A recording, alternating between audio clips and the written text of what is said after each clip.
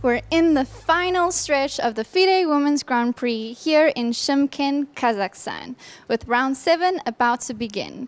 And there are only a few rounds left, so every game is super critical. Players may be tired, but they really have to give it their all. Currently, Goryachkina leads by a full point, but we still have some hungry youngsters right behind her. Let's see what happens. Follow the FIDE broadcast, not miss any of the action.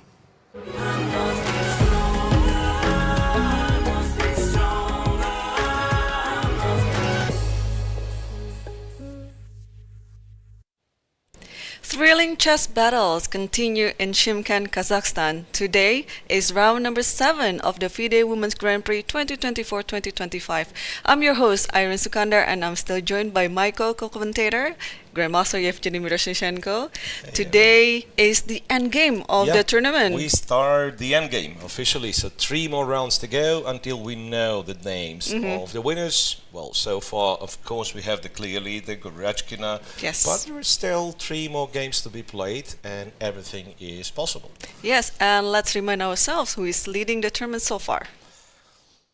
Yeah, so the standings, Goryachkina was, well, quite a good display. 2 draws only and then 4 consecutive wins, finds herself on 5 points. Yes, and sharing the second place is Tsolakidou, Stavroula and Tan Zhongyi with 4 points. And they were only defeated by the leader so far, by Goryachkina herself.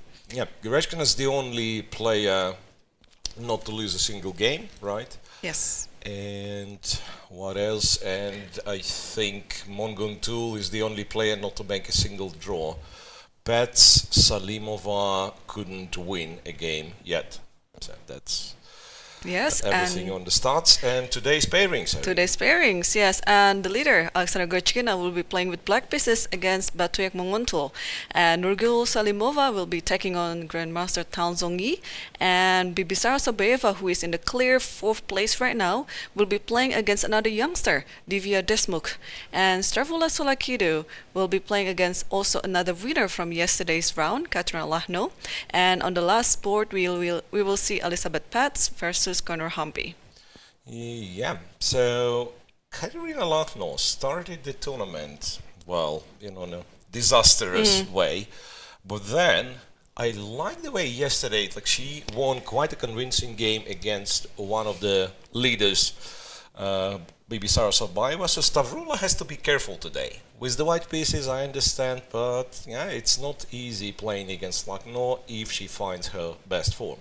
Yeah, totally. I mean, even when Kateryna Lagno is not playing in her best form, she is still like a very tough contender in the field. But Tsolakidou, she always likes to play stronger opponents too. So now today, she's gonna take Kateryna with white pieces. I think it is giving her more motivation to play well in her game. Yeah, we'll see. So these are perhaps like 3 important games of the round. These, of course, Goryachkina's game, then Tsolakidou against Lagno, and Salimova against Tan. I think so. We will be monitoring closely the games of the leaders. Tsolakidou is the only one having the white pieces from those people on pedestal. So both Goryachkina and Tan have black today. Yes, and I'm also very excited to see the game between Assaubayeva versus Divya, because these two are the youngest in the field, and then they are playing against each other. And I think so far it's been quite a good run. Of course, for Bibisara, yesterday's loss might take a little upset for her, but today she's gonna playing with white pieces. And Divya, I think Divya, for her debut in the Women's Grand Prix, her performance so far is quite solid.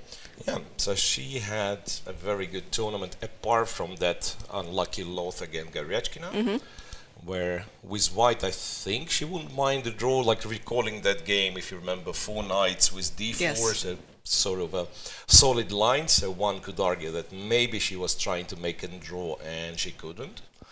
So, yeah, but other than that, she's playing very well. And they've started. Yes, we have a liftoff. The players already shook their hands, and we have the first moves coming on the board. So far, e4 from what I can see, e4 in Munguntuul's game, e4 in Paehtz against Koneru, knight f3 from Assaubayeva. Yes. Most of other games, they are still on the move 1 or move 2. In the game between Elisabeth versus Koneru is a gioco piano already. And there's one Sicilian. And this is what I like. In the game between Munguntuul and Goryachkina, there's a Sicilian. Goryachkina played c5. Goryachkina played c5. And yeah, I'm receiving the moves with a bit of a delay. So would you? Yeah, now I have him. Salimova with Tan Zhongyi is d4, d5, knight f3. Tsolakidou with Lagno, it's well, started as c4, but then I don't even know what you call it. It can transpose into Catalan. It was c4, e6, white played g3, and black played d5. So this is it. Knight f3. So yes. Okay, I think I would like to see Munguntuul versus Goryachkina first. Just, I want to guess what sort of Sicilian are they going to play, because it's second move knight c6. Yeah, could it be like when you said Sicilian, I thought Goryachkina would play the Najdorf or something like that, but no, she went for knight c6. Yep.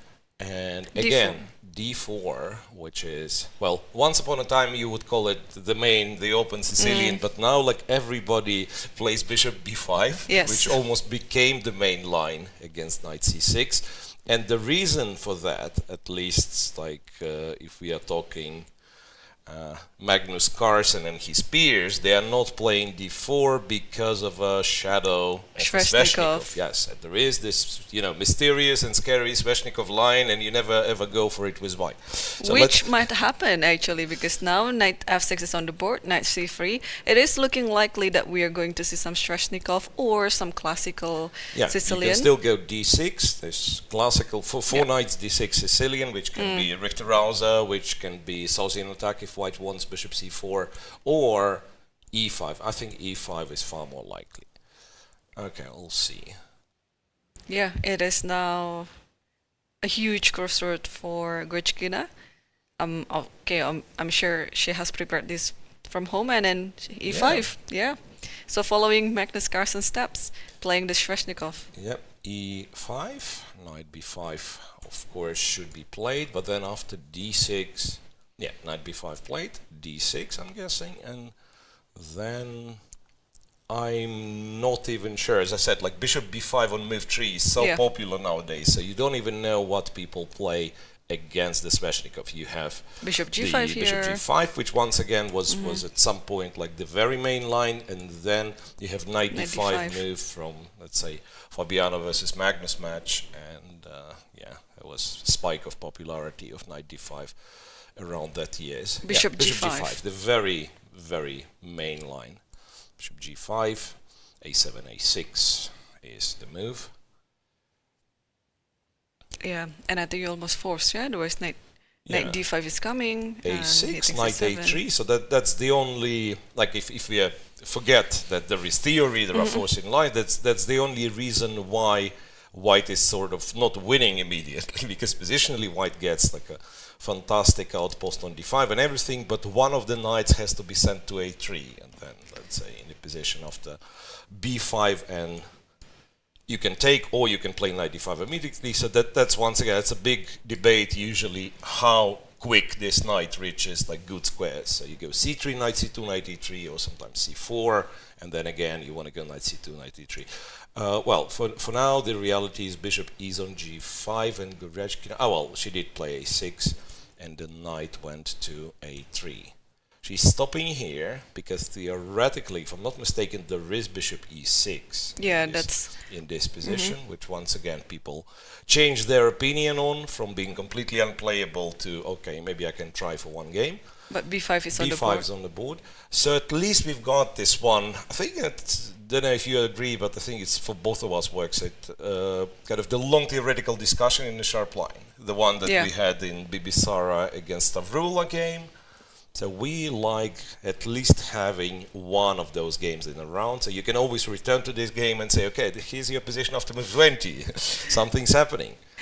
Yeah, and Munguntuul chose this variation. Bishop takes f6 is on the board right now. Early bishop takes f6, where black pretty much has to capture with the pawn. Taking with the queen, theoretically possible, but leads to like loss of a tempo, and then I'm not even sure what he does. I think c4. c4, yeah. c4 is the move here. Yeah. Anyway, normally no one captures f6 with the queen nowadays. So bishop f6, g takes f6. Yeah. And now you might want to put your knight on d5. Now you go yes. knight d5. And c3. Black plays f5, or there was an old line with bishop g7, which might still be played, but main move is of course f5, where you have c3, or well, theoretically you can sacrifice on b5, and these lines are like very sharp, right? Knight takes or bishop takes, both are played, in fact. So very, very curious to see how this turns out. If I remember correctly, there are lines with pretty much forced like play till move 30, where black has to be very careful, very precise, and the outcome would be, you know, if not a draw, but very simplified dry position. But it doesn't seem that Munguntuul is interested in this type of chess. To her credit, even though the result overall is not great, but she's a fighter. She fights in every game. She's not trying to kind of shut the play down and make a draw. So at least we can expect something entertaining from this game. Yeah. Right. All other games, they're still in the opening stage. We have a Gioco Piano. We have a potentially a double fianchetto in Reti. Tsolakidou against Lagno. Yeah. Or we have a Slav. For Salimova and Tan Zhongyi, I'm guessing. And then Assaubayeva with Divya is... Or Assaubayeva Divya is a Slav. No, Assaubayeva Divya is what is it, a Reti or something? Oh, well, it could be a Slav, but depending on the... That's a very strange line. Yeah, with a5, so...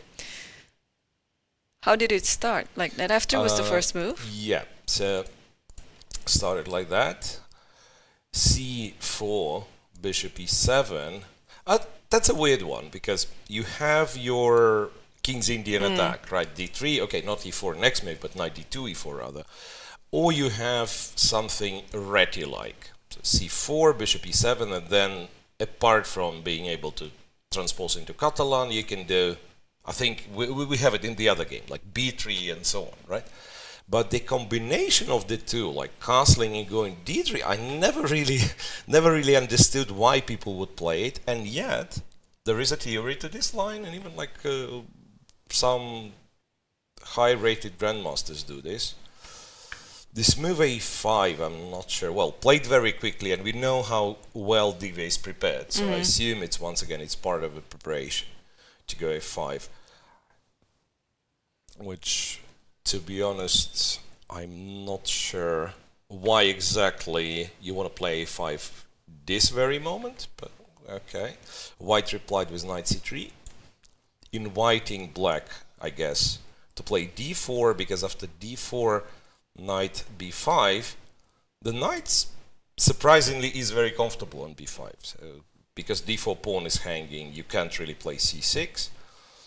So in order to defend it, you either have a choice of going c5, then the pawn is safe and everything is safe and sound, but then the knight on b5 is very stable and it's quite annoying for black.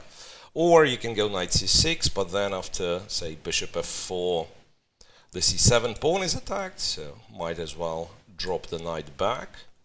And here, I don't know what the theory suggests, but I think once again the knight on b5 is very stable. I'm not even sure if bishop f4 needs to be played after knight c6. You might as well just go e3.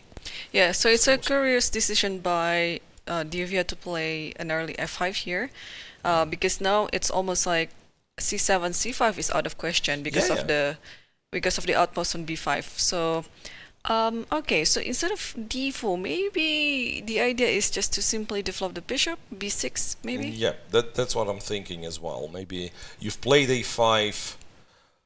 Well, still, I don't see why would you play it so early, but it could be a part of this plan. Yeah, like you go b6, you go maybe bishop b7, knight a6, right? Or in some cases, maybe, in fact, you go bishop a6. Yeah, I guess b6 is not a bad choice. Anyway, this one is much slower, more positional. There won't be any, say, any sharpness for quite a while. Similar to this is Tsolakidou versus Lagno. Okay, a little bit different because now we are seeing what is it? It's almost like It's a Catalan some hybrid, right? hybrid, yeah. Some hybrid because here b3, b7. Well, b3, b6, d4 specifically is a very interesting hybrid because yes, here you can go d4 and just like a normal Catalan. You can go d3 and play Assaubayeva variation or whatever, so that would transpose. B3 with the idea to put, of course, the bishop on b2, go e3, queen e2, and so on, used to be one very tricky setup used by Vladimir Kramnik, among other people. I think he was the one like to play and popularize it on a very high level. And the line would be, indeed, after b6, you'd go, for now, bishop b2, and then you go e3, queen e2, something very, very flexible. Like I say, after c5, I think you're allowed to go knight c3, but eventually you go like queen e2, rook to d1, let's say takes here, queen e2, rook to d1, rook to b1, you know, you delay d4 for a very long time. So that was, so I guess it's like some variation of a reti, so to speak. And here, after d4, it looks like, yeah, black plays a normal setup against the Catalan, where white kind of hastily played b3 a bit too early, but might as well just transpose into something very normal. Right? Like black would play, say, c6, you go bishop b2, queen c2. I think something very normal. looking at Kateryna's style, she already had this type of game before. She played knight bd7. I think she had it against Salimova, where she had this setup and then played rook c8, c5, all these classical ideas. Yeah, so one thing is, yes, you do not have to play c6. You can keep the pawn on c7 and hope to go c5 in one go. But then you should be ready to play some positions like that, like Queen's Indian type of structure. And bishop b2 is now on the board. Bishop b2. So the question is whether you delay c5 by playing rook c8 first, or you just go for it. Yeah, you can go c5, you can, I guess, yeah, like play rook c8 or something, or once again, alternatively, you have the time to play c6 and queen c7, and then later on somehow decide how exactly you're dealing with the center. So the only thing to mention, like, you have to watch out for, to have a good answer to e4, which here probably is, well, in this case, like c5, it should be fine for black, right? So white is not rushing with e4. White can play, I don't know, rook d1 and so on, rook d8. It's a bit of a waiting game. But I'm guessing if c5 immediately works, then this is the way to go. Yeah. Okay, so there is that. And before we move back to the e4 games, let's see one other game that is like d4, knight f3 type of style. I think it's Salimova versus Tan. Wow, that's a good one as well. Yes. So that's a Slav, or semi-Slav, should we say, e7, e6. And the line that white decided to choose was g2, g3. That's a tricky line, because after d takes e4, black accepts the challenge. This pawn is not possible to win back. Knight e5, b5, bishop g2, and I think, if I'm not mistaken, knight d5 keeps the pawn. Like if you were really greedy, you can keep the extra pawn, because now after a6, theoretically, white can take c6, right? But white decided not to. Castle short, bishop b7, and I think we are transposing into the line that you can have from the Catalan. I think like a4 is one of the possible moves. a4, then I don't remember how exactly does it work, because a4 once again attacks the pawn. If I just go bishop e7, it's ab, trade the rooks, and I can take on b5, yeah, which is not a disaster.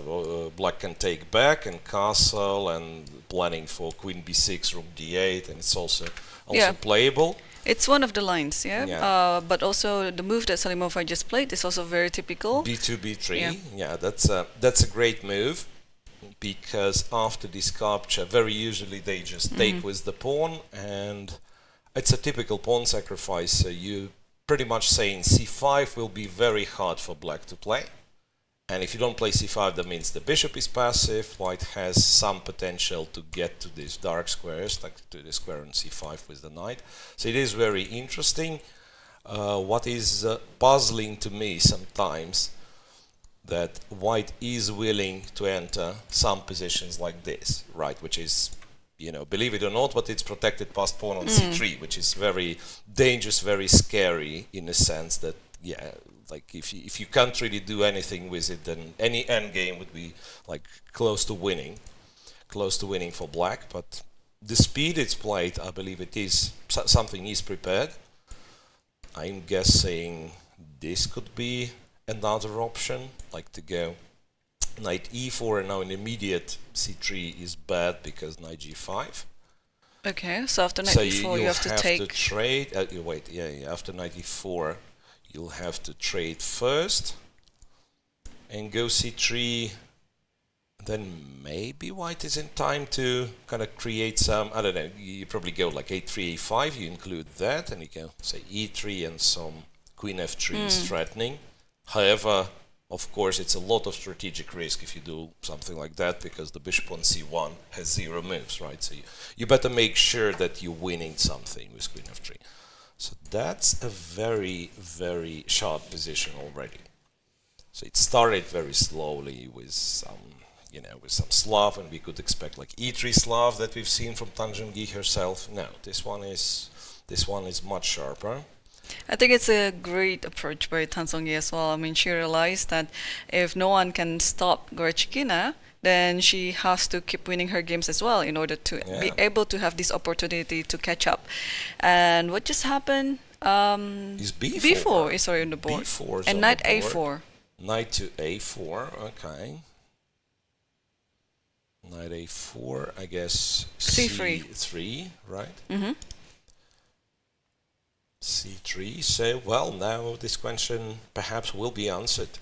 Sometimes I have to say, though, that to my disappointment, let's say, sometimes black after a3 does not insist on a5, but just like, moves the knight, for instance.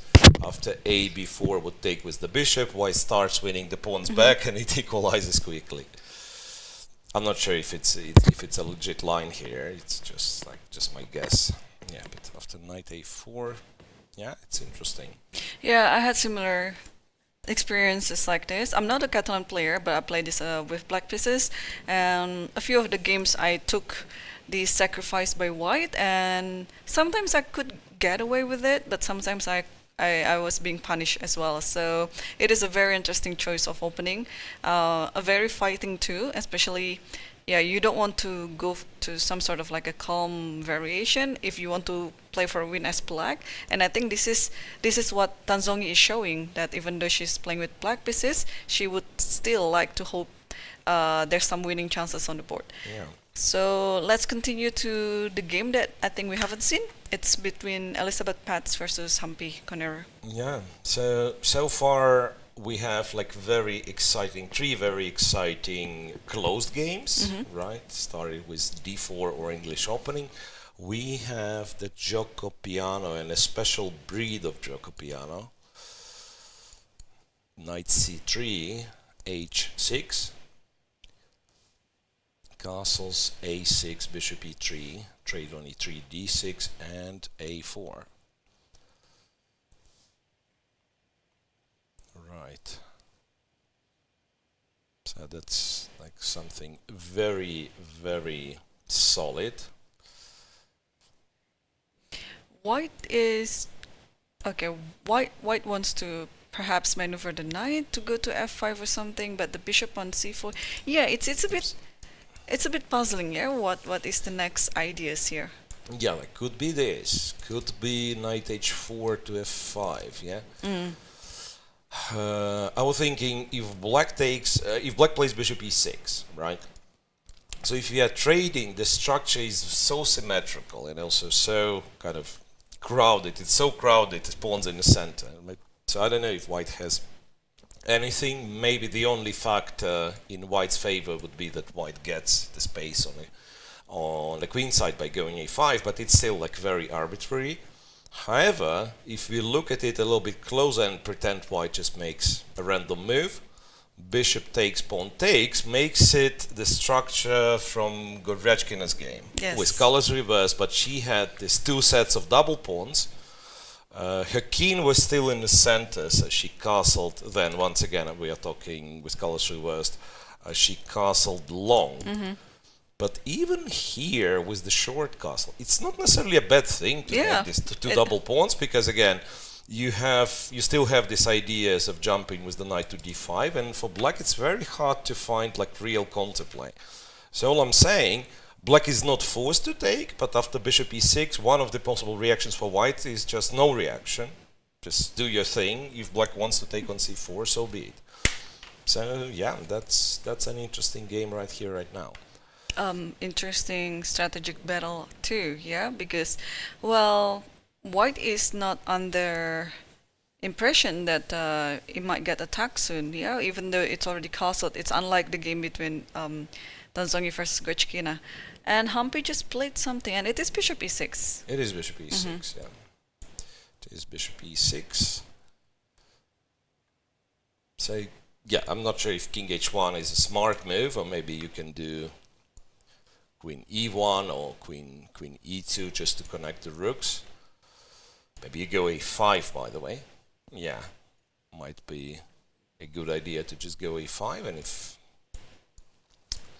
if black decides to take, then yeah, this outpost on d5 is nice, and there will be some ideas connected with knight h4, knight f5. All in all, an interesting strategic battle in front of us. Shall we check again the Sveshnikov line? Yes, let's do it. Goryachkina, our leader, with black. f5, c2, c3, bishop to g7, bishop d3, bishop e6. That's a very, very classical one, I'm guessing. Castles and castles.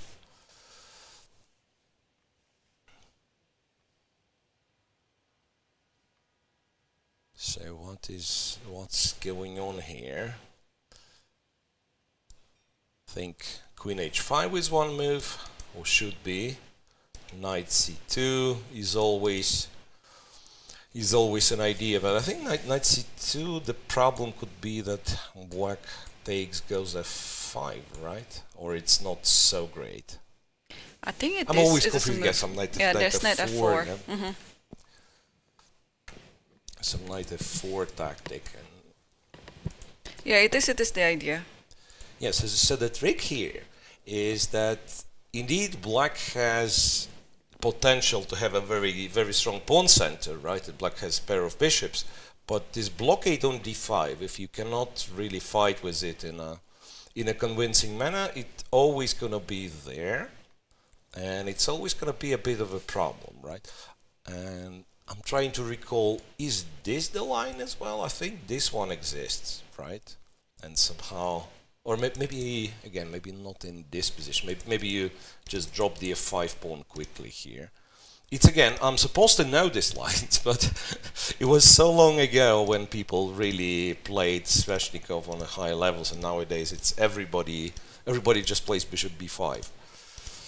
And it is very confusing. And even when they play the Sveshnikov, I have to mention that the more popular move was like knight d5, bishop e7, then taking on e6 and letting black take with the bishop.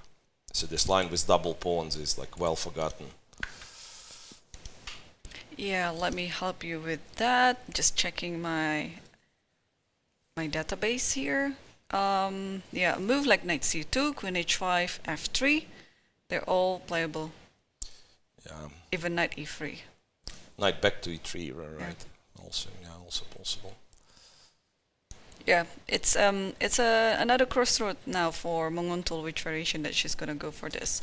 But judging from the time management, yeah, she's ready to play one of those. Yeah, she played very fast, even faster than Goryachkina. Like not having this information, what Goryachkina is going to play, because we've seen e5 from Goryachkina on move 1. So it was a bit of a surprise even on move 1, but Munguntuul knows her lines very well. Oh, there is one game that Munguntuul played last year, and it was against Divya, which could be, you know, the anchor game of Goryachkina's preparation. Ah, yeah. And in this game against Divya last year, Munguntuul played knight c2 variation. Ah, yeah, and from what I can see, it was bishop d5, so I'm not delusional. There is this line, bishop d5, e d5, knight e7, Yep. yeah. Rook e1, queen d7, knight b4, and so on. Yeah, and the game ended with a draw. So it could be that she might try to use this variation again, or Oh yeah, or maybe other way around. Maybe other way she's around. thinking, Yeah. okay, Maybe so she's I played thinking, it, yeah, yeah, I I played already it last played it. time, maybe I should try something else. Alright, do we have any development in any of those closed games? Particularly interested in Salimova Tan. It's such an interesting position here. We have one more move after c3, knight c4 was played. What is knight c4?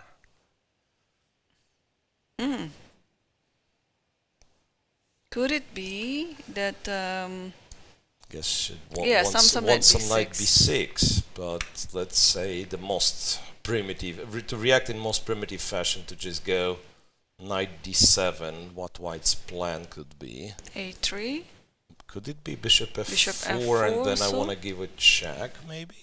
Yeah, a3, a5 is always a question, like, do you include it? I mean, you can just say, okay, I play a3, black plays a5, and I do exactly the same thing. So, kind of the point is, you wait for black to make a move, and then you go knight d6, bishop takes, preventing the castle.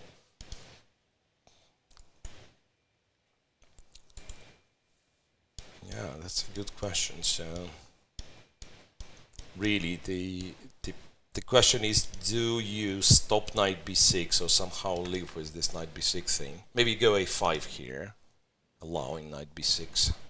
a5 is the main move. Yeah. Ah, so there is theory on There's this theory one. on this one.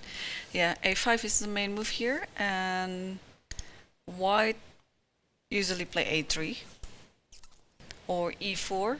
Bishop f4, so there's one game of that. Yeah, okay, a3, logical, and then how does black continue? I don't think they play knight d7. Bishop a6. Bishop a6. Ah, okay, so that's to kind of try. Oh, knight bd7 also was tried. Trying to simplify the game. Yeah. Anyway, so that promises us an exciting fight there. Right. Okay, so this one is kind of, I think they're already entering the middle game, yeah, because this Yeah, it feels opening like there won't be very fast continuation in this game, because the position is already quite imbalanced. And in the game between Tsolakidou versus Lagno, Lagno decided to play c5 right away. Wow. Bishop b2 c5, and this whoa is attributed to a move knight e1, because I haven't seen it ever. It's very original. And it was played relatively fast. I don't think it was like over the board inspiration, because Tsolakidou, once again, she's usually well prepared, and yeah, such a fast move.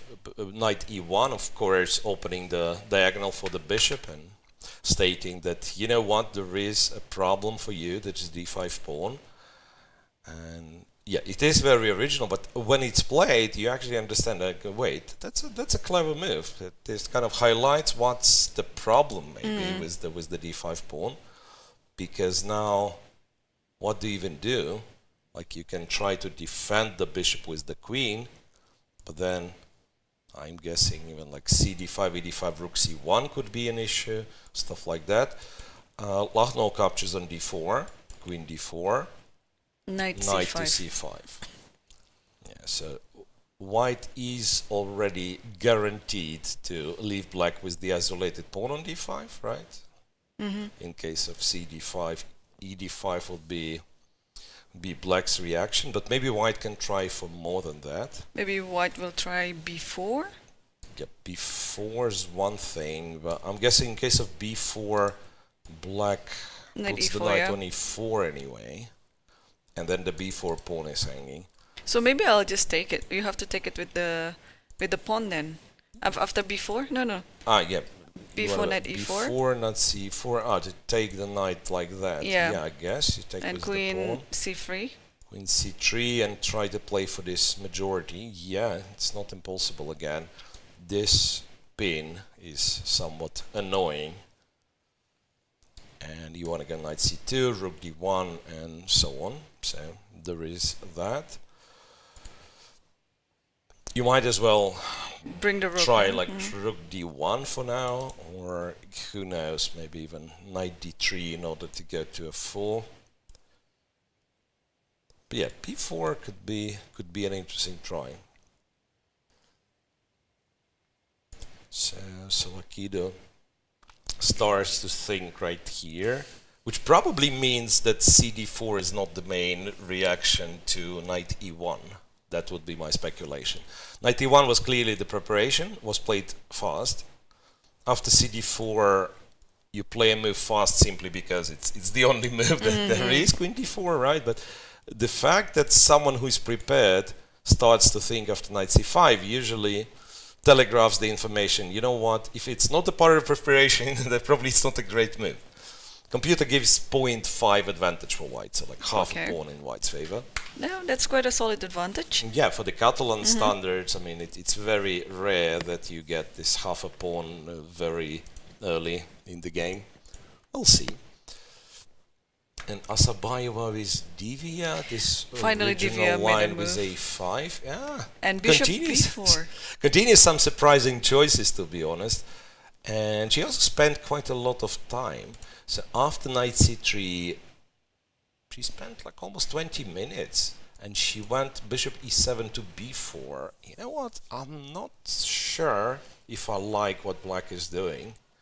Because a5 is, well, maybe not like a total waste of time, but no unnecessary move. And then you spend 2 tempi with the same bishop, like going bishop e7 and bishop b4.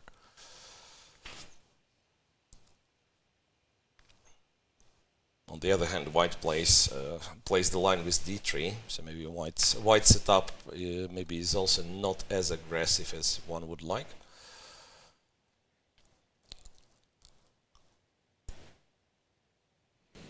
Right. And yeah, actually, all of the games, they're interesting on their own rights, and I really like the fact that we have a Sicilian game for this round, and also this Catalan with the sacrifice. It is also very interesting. That's a great round, yeah, because you have a little bit of everything, and one game like clearly Munguntuul with Goryachkina will develop relatively fast. It's a strategically sharp middle game position. Then you have something slower. Then you have the gioco piano, which can stay silent or rather quiet for a very long time, but then explode later on. So we have a potential for a very, very interesting round. I'm just like hopping on and off from one game to the other. Tsolakidou with Lagno, no move from Tsolakidou. So here Assaubayeva starts to think after bishop d5. Salimova Tan. a5 is played and Salimova thinking again. As we know, a3 is similarly the main move, and Munguntuul just played knight to c2. So now. Okay, so she doesn't deviate. She sticks to her repertoire. Yeah, knight c2. Bishop d5 was a move played by Divya against her last year. But you can also, I'm guessing you can also play something else, like rook b8 or something. Obviously, yeah. Here you can. Black has a few options. F takes e4 is one of the big man lines there. Or you can actually push this pawn to f4. Even f4 is, Even f4 is a f4 move. is an idea. So point being, yes, you take away the e3 square from the knight, so it cannot support the d5 knight. Yeah. And then, if need be, you have another f pawn to go f5. Yes, f4 is an option. We'll see. For now, we know that there was a game played by Munguntuul against Divya. You said last year, right? When Yep. bishop d5, e d5, knight e7 was the line. All right, we'll see. So, speaking of tournament situation, are we... Or, yeah, like I'm talking to myself mainly, but yeah, maybe you have an opinion on this. Would you agree with Goryachkina's opening choice? Because we know she can be very solid with e5, yeah, like e4, e5. c5 indicates more of an aggression. And on one hand, yes, you're leading the tournament with like 1 point. You probably don't want to lose games. You want to be like as solid as possible. Maybe 3 draws win you the tournament. We don't know, right? On the other, I just thought, but she won 4 games in a row. So maybe she's not thinking in these terms, okay, let me make a draw, you know. Maybe she just plays and she feels the sheer power. That just like, okay, I'll win as many games as possible, play everything for a win. Because this is quite a sign of confidence. You don't need to play sharp with black, but you still do it. And also what I like about Goryachkina is she treats every game as a lesson game. So moreover in the opening, so she kind of like experiment a bit too. At some of the lines, for example, she's not known for playing Sveshnikov herself. Probably she has played it in some training games and so on, but it's very rare to see her playing in the Sveshnikov. But I think she just wants to treat, okay, I haven't played Sveshnikov in a while, I just want to treat it Let me in try a tournament to do this, game. Yeah. So Maybe it bishop works. takes, ed takes, and knight to e7 will be played, still following the footsteps of Munguntuul's game against the Divya. Yeah, well, it's technically not played. Oh, it is played, yeah. It is played knight e7. And here, Munguntuul's previously played rook e1. Yeah. Giving space for the bishop should there be any e4. Yeah, rook e1, so that after e4 the bishop drops back to f1. And I think, well, theoretically that's something that happened, that black does play e4, but you're not rushing with it. I think queen d7 was Queen d7 was what played by Divya then. Yeah, queen d7, knight b4 and so on. So they, I mean, in such a position, it is very likely that the position will end up in the situation of opposite guard bishop. Yeah, well, he's already. Or, you mean like the knights could be traded as well? Yeah.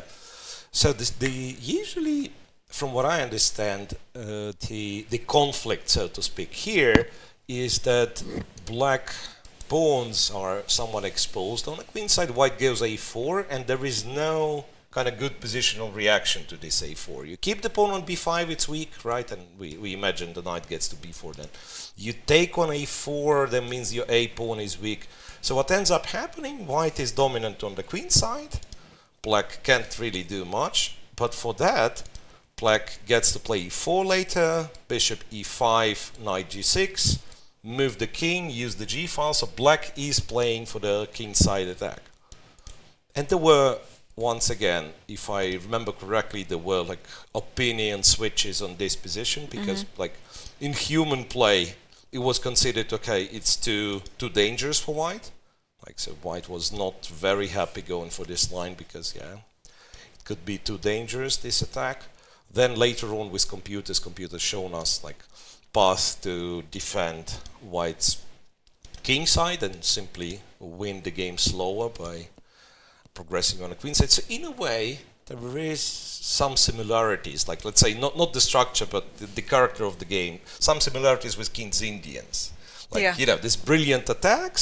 Then nowadays, if we recall, it's very rare that black checkmates in the King's Indian, right? Because white players, they know how to react. They know to take care about the king's safety a bit earlier, and it's very hard. So King's Indian is still played, of course, but these brilliant checkmating attacks are becoming rare and rare. Alrighty. Still no moves yet from Munguntuul after knight e7. I think we can switch to other games. Which one would you like to look at?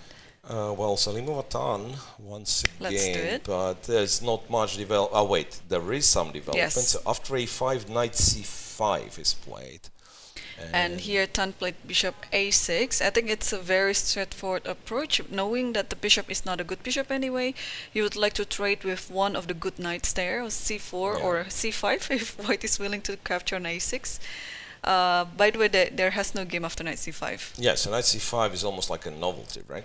And I'm thinking, somewhat naively, I would think to take and to trade the queens and to say, you know what, I have a passed pawn on c3 in the endgame. But then, upon closer inspection, there is this knight d6 annoying threat, and also a3, my beautiful pawns might be falling apart. So I'm not sure. It still looks like playable and very sharp if I go bishop a6. Because knight a5, I'm not convinced it works, like knight a5, bishop, or maybe I'm convinced it doesn't, because the rook is attacked and so is the knight, yeah? And if it's not knight takes a5, then I am planning to take here. So we'll just give a check first? Yeah, well, knight d6 is possible, yes, king to e7, e2, I'm not sure how serious is the threat to e2 pawn. But probably you want to move it, right? And then, but yeah, e4 blocks the diagonal for the bishop. Yeah, so then black can develop with knight d7. So all I'm saying, it was possible to try it, but Tan Zhongyi decided it's too dangerous and went bishop a6 instead. There is still, of course, this option. If white does not pay attention, I think bishop c5, trade the queens, bishop c4, just simplify everything and have these two connected passed pawns, or rather very strong advanced passed pawn on c3 would be in black's favor. Maybe that's the tricky part, yeah, because now if the knight moves, I was just trying to calculate if bishop c5 is a good reply there. Here. Oh, hang on. Let's move to Paehtz Elisabeth versus Koneru, because I just What see happens? in the video something happened. There might be some repetition or something like that. You mean they could be... Oh, wait a sec. They repeated the moves. And Knight a5, Yeah. bishop d5, knight back to c6, bishop back to c4. So very, very fast draw, which is uncharacteristic for a tournament, let's agree. Yeah, but I think for the tournament situation for both players, both just suffered a loss yesterday, and for Humpy, For Humpy, it's already two consecutive losses. and she's back on 50%, so she doesn't, let's say, have realistic chances of winning the tournament. And for Elisabeth also, it's been a very tough tournament for her. Yeah, so she just wants this tournament to be over, pretty much. Yeah, so the more draws you have, the better, because it makes it less games to play. We've all been there, we all know. Yeah, been there, done that. Yeah. Yeah, so. and then like from spectator standpoint, people who believe in you, they very often, but you could still try to win games, but you know this hard. feeling, you just want hard. it to be over. You tried, believe me, Elizabeth tried, Yes. just nothing works. So this is like we are not judging this decision to just take a draw. Sometimes you just have to accept that you are not in your form, but you still have to continue the tournament. You have to finish the tournament, and you just try not to bleed too much. So that makes it an early result and 4 games in progress. But all other 4 are quite entertaining, I want to say. Tsolakidou made the move against Lagno. Yes, she decided. It was cd5, ed5. So she exchanges on d5 and will play this isolated pawn position. And on the game between Assaubayeva versus Divya, I think it's just pretty much started because they just got all the pieces out and Queen c2. middle game starts. Queen c2, knight c6. It's something very original. And I'm still like, I'm looking at this from White's perspective, right? I've never played something like that with Black, but with White I did play the Catalan and, you know, some Retti. And on every move, I want to play d3, d4, and I'm comparing it like, if I play d4 and I lose a tempo, but I play the normal Catalan, how good is it? And I'm thinking here, funny enough, d4 might be not such a bad move, because the knight is in front of the pawn, and yeah, like c4, I'm not yet sure how I'm winning this pawn back. Oh, sorry, not this pawn, but this pawn. But maybe knight b5. And it's somewhat hanging in the air, this knight, but it defends the pawn and also attack the c4 pawn with the queen, right? After knight b5, I'm guessing I'm just winning the pawn back, which does not necessarily mean that I'm immediately very happy, but yeah. Yeah, well, I think you're winning Knight it. b5, yeah, like if I win the pawn back, it's some like nice Catalan, slight Catalan advantage, which usually White is very happy with. So this could be a move, d3, d4. I'm not saying that it has to be played, but maybe Black is getting ready to play d4 herself at some point. I like your move. Also, in a sense where some people might think that it is a waste of tempo, but you can also see like the bishop from f8 went to e7 first, e7 and then b4, and it's not clear if it has a job on b4. Also, very often, like putting the knight on c6 in front of the c pawn would be not ideal for the Catalan structure. Interestingly, yes, White is to move, and the evaluation is 0.7 in White's favor. So that means White has some active move in the center. So it could be d4. I don't know what else. Can it be some form of e4? I'm less sure about this. So I'm guessing d4 could be the move to play for Bibisara. Right. Also, okay, before we go on a break, I was just thinking there might be some idea here. I would like to trap the bishop. Yeah. This one. A move like knight a4. I don't know. It looks very artificial, but my next move I just want to play c5 then an a3. Yeah, could be. So but you just have not to move impossible the if bishop. Black drops the bishop back. Yeah. Where once again, like there is nothing wrong with this for White, but again, maybe we are back to this d4 is stuff. always an idea. Yeah, so like on a concept level, somehow I want to fight for this center, so I kind of want to play d4. However, if Black has to go bishop e7, there is also this as an idea. I know, yeah, like we are not supposed to have like a d4, a square on d4, but maybe Black is not in time to capitalize on this, because if this happens again, maybe the exchange on e4 is bad for Black. But all I wanted to mention that if this happens, rook d1 is fast, and then bishop f4, knight a4, and then in case of d4, this is where we start having fun. We go c5, we threaten a3. And b5, something will on this diagonal for sure. Or c6 is hanging. You just take on c6, Just take on c6, bishop b7, and there will be some stuff on this diagonal happening. So knight a4 is also an interesting option. Some development, a couple of moves in Salimova against Tan Zhongyi. After bishop a6, Salimova captures on a6 and goes e4. Computer doesn't really like it, says Black is better. Black is better by maybe because, once again, because of a long-term factor, which is the pawn on c3. Maybe it's as simple as that. You can't really do anything about this pawn, and Black just plays bishop e7 castle. Something very, very slow, very reasonable. Right. Because I don't think you're interested in opening the center with the king on e8. I don't think c5 is the great choice. c5, d5, almost always. Or maybe put the rook back to a7 and play rook d7 Oh at yeah, some rook point. a7, rook d7 is an option. Yeah, is an interesting attempt, but just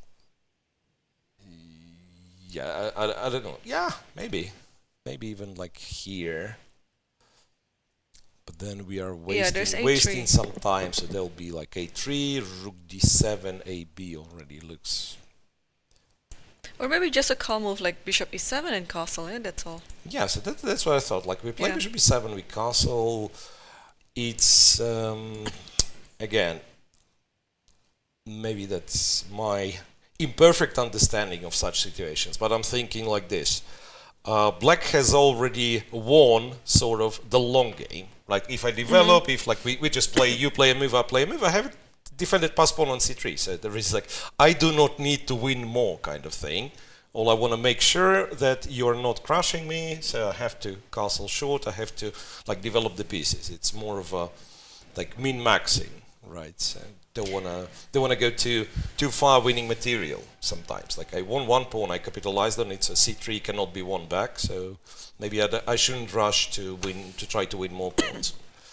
Yeah, and she just played bishop e7, and I think after this, I think it's a perfect moment for us to let the players think for more, and because they just entered the middle game and there's so many things to think about in this position, so I don't think we'll be receiving moves a lot for the coming few minutes. So let's take our first break, Miro, but before the break, we will show you the video of the hotel venue of the Rixas Hotel here, the official hotel for the Women Grand Prix in Shymkent, Kazakhstan. Yeah, so where they play, where we all live. Yeah, that's a splendid hotel, and enjoy the video.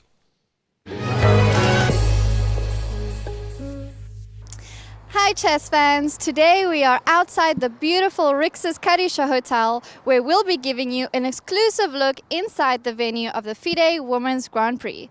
Let's check it out.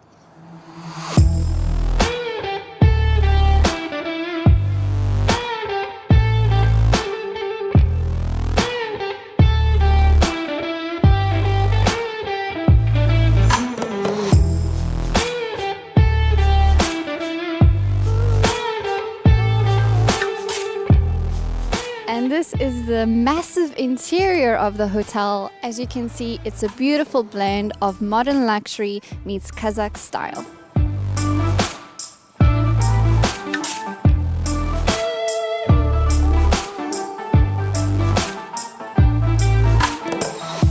Just look at these beautiful, beautiful views. But let's take a look inside one of the rooms.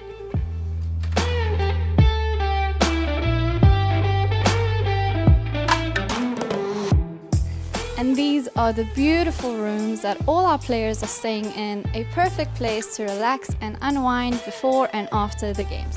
Just look at this huge bed and beautiful accents all around the room.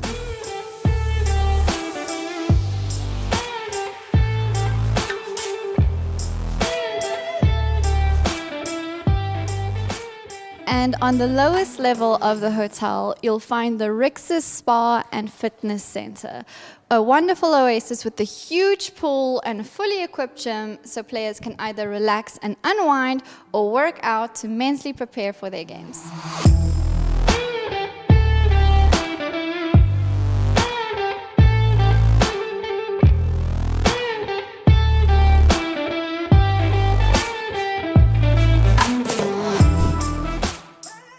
And here we are at my favorite place of the hotel, the dining area, where players have breakfast, lunch and dinner buffet style.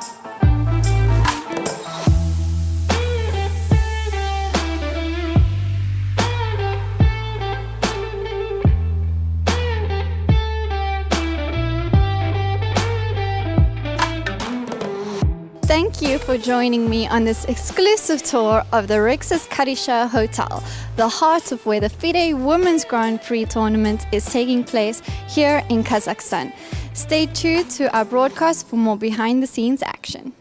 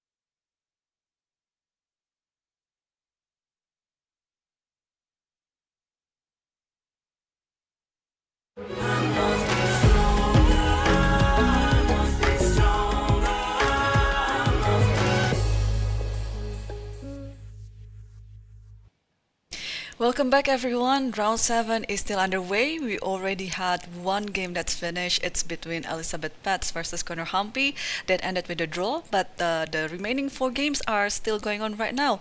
And one of the games caught our attention because it looks like Salimova did a very typical sacrifice in the Catalan, but it is quite double-edged. But what coming up next is her original idea with this Queen G4 Bishop H6. Miro, let's please talk us let's through. explore, because it seems that she's fighting back. Somewhere around here, I think we left the board yet after white has played E4, and the computer was leaning towards black. Yeah, like I was saying, the position is in black's favor. After bishop e7, white played e5, knight d5, and queen g4, attacking g7. Now, if you castle short, the problem is white goes bishop h6, and you have to go g6, white wins an exchange. Once again, one can debate how much of a compensation black has, but yeah, you'd like to preserve the material. So you go g7, g6, but then, after bishop h6, it's very hard, or maybe impossible, to castle short. Because, yeah, bishop f8, you could try to exchange the bishop and still make an artificial castle, but, you know, with the exchange of dark square bishops, white knight will get access to d6. So bishop f8, I don't think, is the great idea right now. Speaking of computer evaluation, it is back to being 0-0. Oh, I just had a pick actually. So g6 is of course acceptable, but also another move, king f8. King f8 was the move that computer wanted to play. Losing the right of castle, which is fine for black actually. And I guess later on you go h4, h5, g6, and make king this g7, artificial castle. Kind of artificial castle. Yeah. So that was the way indeed. Yeah, to castle artificially, because after g6, bishop h6, it is much harder to do. Because I understand what is going on here. I think because in this position, if you want to do, let's say, like artificial castle again with bishop f8, the difference is you lose the control over d6. So in that case, black has to keep the dark square bishop, because the dark squares around the king is very weak there. So you need the bishop. Yeah, so king f8, I agree, would be much better move. Now I'm not even sure if you can play bishop f8, because takes and knight d6 looks relatively dangerous. There is also bishop g5 with the tempo, and who knows what it is. Like, I'm thinking if black tries to include h7, h5, it could lead to some like really strange position like that. Straight, because the bishop is getting stuck, but you know, a3 comes very fast, so it's hard to do. Hard to say what's happening. Yeah, but after queen g4 and g6 right now, bishop h6 is the best move actually. And here black has a few options. Bishop f8 being one of them. Also, bishop f8 is possible. Rook a7, we talk about it. It's also a good candidate move here. Yeah, but now the position is a little bit messy for Tan Zhongyi, because we thought that with this extra pawn on c3, it is a double-edged sacrifice actually. It can work, but also it can fire back at you. But now it yeah, anything is possible. So we would say white has enough compensation, right? And what's also interesting is, I think we have to go back to the game of our leader, Munguntuul versus Goryachkina. After rook e1, we mentioned earlier that Munguntuul already had a game like this against Divya last year, which queen d7 was played in that game. But here, Goryachkina did her preparation and played f4, and this is the best position, the best move in the position. f4, a4. So now the question is, how do we react to all that? I guess by taking is one option. Yes. To just take on a4, and if white takes with the rook, one could play a5, but also just going f5, you know, sacrificing on a6 and moving these massive pawns in the, like on the king side, like f5, f5, e4, knight g6 also is an option. So Goryachkina thinking, ba4 being like a very logical continuation. Or f5 if she would like to. Oh, also f5 Yes. here. Yeah, maybe a5 here is also an option. Yeah. Once again, reminder, Paehtz and Koneru made the draw. What else? What else? Assaubayeva with Divya, shall we check? Because Assaubayeva did not play d4, she decided to go a3 instead. Black captures on c3, queen c3, and then black played d4. So we have, I don't know what it is, Benoni structure with colors reversed or yeah. something. White having a pair of bishops, but the bishop on c1 so far, it's not clear if it's such a great piece. Yeah. Yes, and queen c2 is already on the Queen board. c2. And a4, so preserving the c5 square for the knight in the future. So, yeah, I think it's a long battle now. Like if black has time to play knight d7, knight c5, followed by e5, so it's gonna be quite uncomfortable for white. Yeah, so white really has to act. The question is, do you play before it here right now, or you postpone it and then, well, I'm not sure the move, but the idea is e2, e3. So you can go e3, pawn takes, bishop takes, maybe. It is possible. Or is it? Please explain it to me. Like, is it possible to play bishop g5 and trade one of your bishops like that? Yeah, they do it. Like, I'm not sure, again, how, let's say, how good it is in this position, and let's say in general, when it's when you do this, when you don't do it. I think, like, one of the ideas when they play bishop g5 is then when black has the e7 bishop, so that they would trade on f6. And somehow make an argument that the bishop on f6 is like not great, right? So let's imagine we have the knight on d2, and then the idea would be bishop g5, trade for the knight, go c5, put the knight on c4, like something like that. In this position, yeah, there is nothing wrong with going bishop g5, and let's say after h6 just take. So we eliminated this knight which was going to c5. But again, one has to know what are we planning to do next, right? Do we actually play like c5 or something? Do we go knight d2, knight d4, or knight d2 before, take with the knight? Yeah, not impossible as well. So there's a chance that this game might be clarified very soon, actually, depending on Bibisara's next move. Yeah, so that's one of the turning points, of course, yes, and white is about to pick the plan she's going to go for. Because a move like e3 right now, there is what, e5, or you take it? That's also a good question. Like, do you play e5 as black? Because here I'm guessing like bishop f4 and various ideas with like jumping to e5 with the knight could be possible. However, now I'm looking, knight d7, knight c5 is still there, right? Knight d7, knight c5 is still there.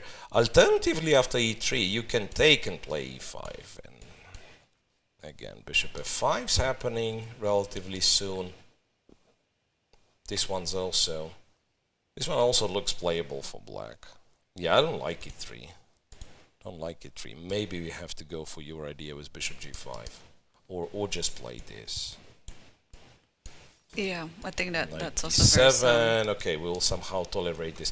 Maybe, you know what, bishop d2, knight c5 here, and then bishop b4, and this way applying the pressure on the c5 knight. It's also stuff that they do sometimes. Yeah, so Bibisara's next move could determine the course of the game. And let's also check Tsolakidou versus Lagno, because Tsolakidou decided to play against the isolated queen's pawn. She spent a lot of time also. What's interesting, so here she was on 1 hour 25 or 1 hour 27, something like that. She traded on d5 and went knight c2, which is quite logical, so you eventually want either to put the knight on d4 after queen leaves, or maybe go knight e3 and just attack this pawn bajillion times and win it, right? What's surprising in a way that white has spent half hour playing these two moves, cd4, the c takes d5 and knight c2. So what do we do for black? Knight e4 is something that I would consider, opting for bishop to c5. Yeah, knight e4 looks very natural And there. if knight takes, pawn takes, yeah, these positions are all also like very often hard to tell. Some of them are like perfectly fine for blacks. Some of them black just like are bound to defend this e4 forever. Here I don't see much of a problem, to be honest. Like looks like black should be relatively fine here.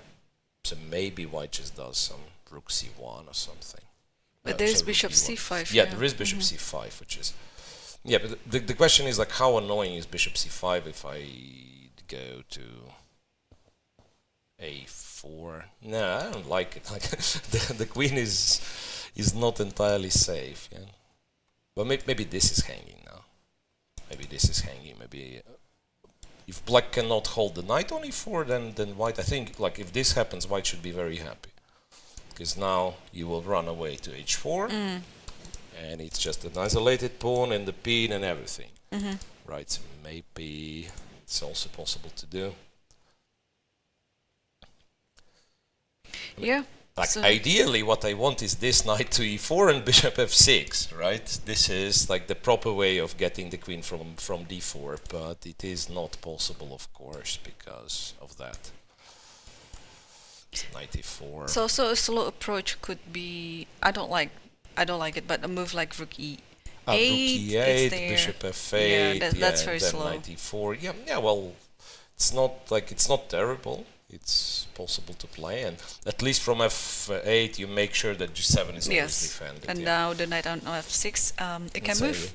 jump to e3, and even then perhaps bishop f8 is possible, because if you take, e2 is hanging, right? So at the very end of this sequence of captures, black takes e2, and this could be playable again. It needs further investigation, because white with the knight on d5 of course has some initiative, like rook a d1, and then there are some jumps maybe, but black has everything protected. g7 is protected, the b7 bishop is guarded by the knight on c5, so even this could be tried. Over here there is not a lot of time difference, but still Lagno has some 10 extra minutes after move 13. One of the slower games today. It's Lagno Yeah. and Assaubayeva. and Assaubayeva. Divya is also like only 11 moves. Goryachkina and Munguntuul on move 20. Salimova, Tan Zhongyi on move 17. And Tan Zhongyi just played a move knight to d7. Yeah, I'm not sure how I feel about this move. Of course, you would like to get this knight moving, and knight d7 is the most viable square for the knight. I mean, literally the only like move that the knight can play. Yeah. So, but what is the next step for the knight? What do you want to do? It's unclear. Like bishop f8 takes with the knight? I don't think that's the idea. Yeah. I always feel like, f5 takes with the knight, I was thinking, like to achieve this somewhere. But e6 But also, is yeah, hanging. like e6 is always hanging, and you're opening your own king. And a move for white could be just to go a3, right? Because now the rook is not protected, so I'm trying to exchange and kind of have my rook from a1 being included in the game. So this could be one idea. The other one, put the rook on e1 maybe and have some knight d6. I feel like h4 is almost always safe, a useful yeah. move, right? You get more grip on the dark squares. In some positions you'll play h5. So I think, could it be that Tan is planning to play c5? yeah. Or trying to exchange the knight on c4 with knight b6? Yeah, well, knight b6, I was thinking. Yeah, maybe indeed knight b6. But then it's not clear if you want to take on c4, right?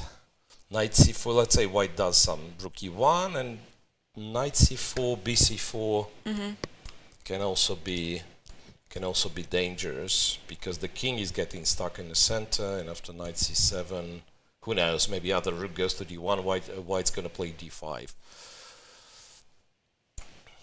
It's very tricky. How without the good thing for black, without this knight, you can actually go bishop f8, bishop g5, back to e7, and at least repeat the moves. Well, computer leaning in white's favor, +3, so 0.3, of course, not +3, plus 0.3, so white slightly better, means, again, we shouldn't stick to these numbers, but the trend of the game somewhat changed. Black was very comfortable just a few moves ago, and now white definitely has enough compensation. Okay, so no other moves coming up on other boards. I was just checking everything, but let's take a look at Munguntuul versus Goryachkina. There's some pigeon error there. Again. Did you notice With it's always in Munguntuul games?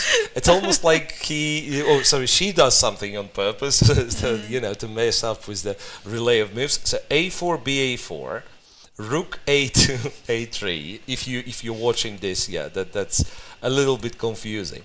So in reality, what happened was ba4, rook a4, and black played a5, and now it's white to move.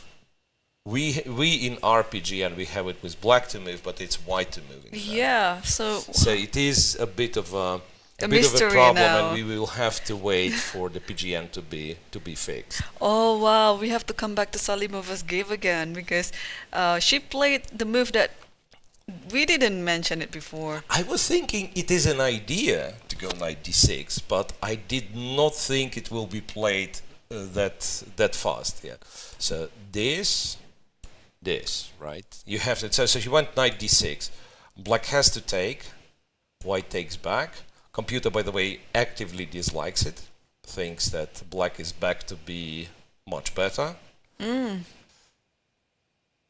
So I'm guessing knight f6 is not great because queen e2 is the tempo, right? And then somehow you put the queen on e5, and maybe it's not easy to win this pawn. So bishop d6, e6 is already played. Black has to think of a clever way of taking this pawn on d6. Maybe like queen b8 or something. Yeah, if we throw in queen b8, what's gonna happen then?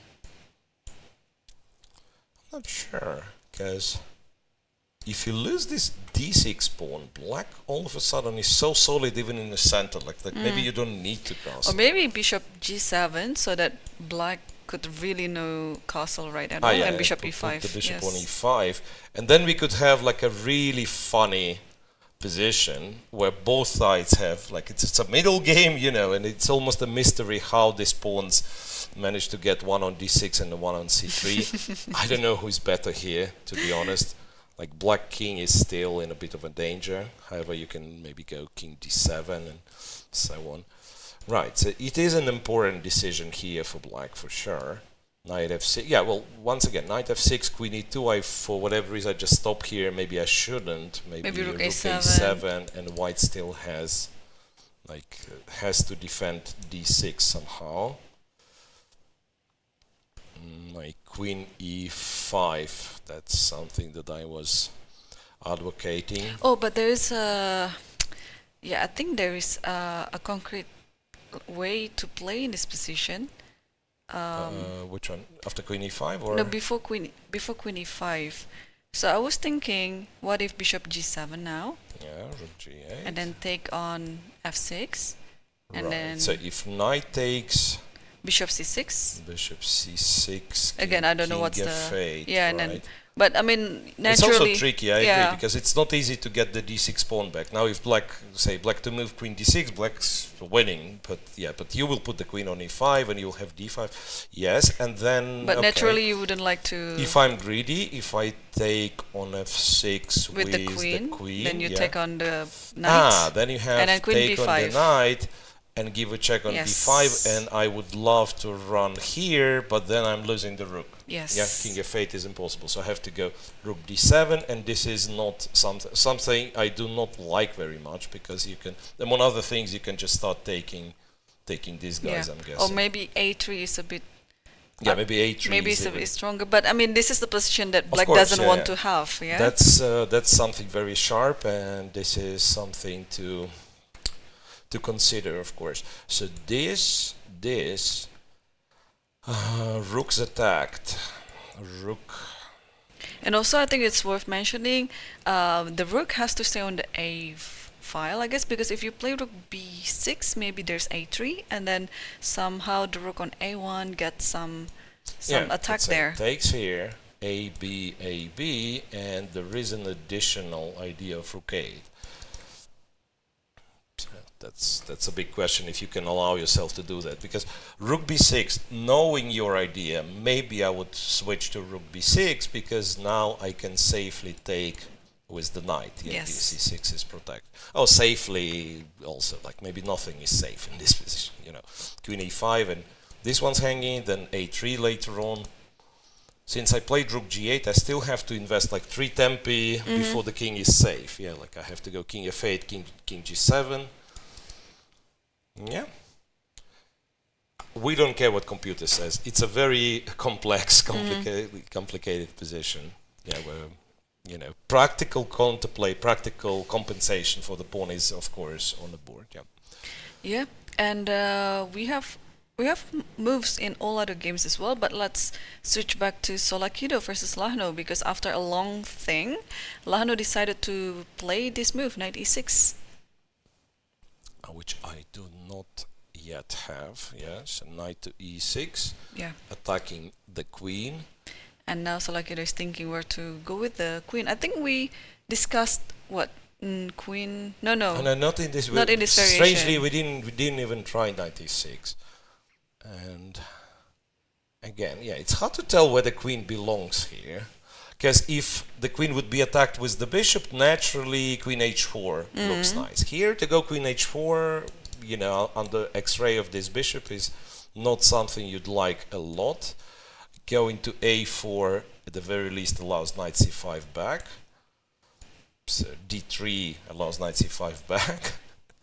d2, maybe knight e4. I don't know. Do we go all the way back to d1? I have a feeling there might be some repetition as well.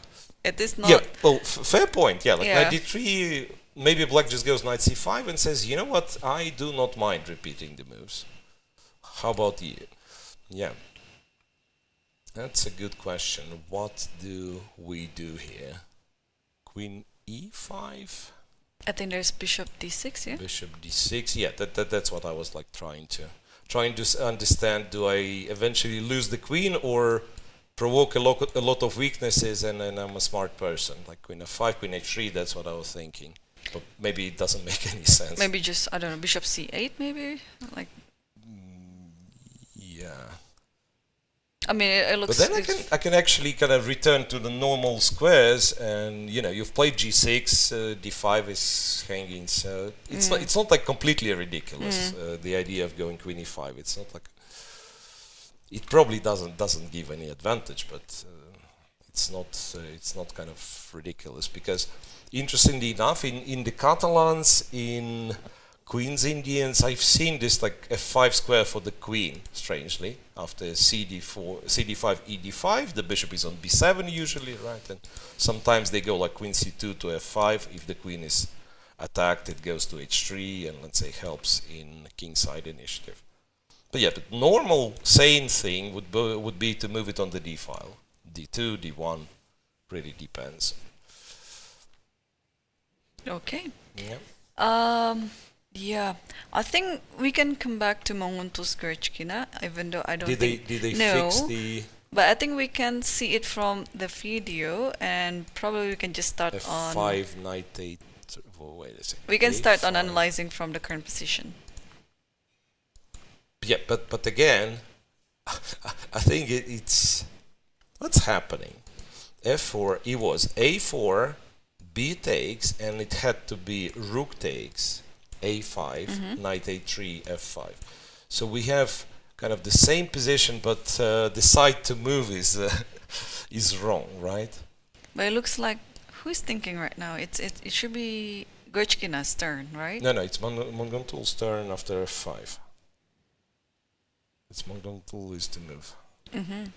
In our PGN, we have Goryachkina to move because the PGN was had some errors. I'm just looking at the clock there in the video. Like whose turn is this? It's hard to tell. They are sitting absolutely in the same way. I think it's Munguntuul's turn because judging from the body language, it is her turn you to can also play. see the DGT clock, I think. Yeah, so what do we want with white? Probably dropping the bishop to F1. Then go knight C4 and try to win this guy. The game sort of slowed down quite a bit. But this is the right approach by both sides actually, that black is attacking with F5 and so on, but also white is trying to open up the queen side by doing this approach. Yes, white will try to pressure the A5 pawn with knight C4 and who knows, maybe queen A1. And white will try to defend the king side with like very minimalistic means by simply putting the bishop on F1 and like in case of F3 playing G3. Okay, there are a few interesting ideas here that white can play. One of them is like bishop F1 because E4 will come anyway.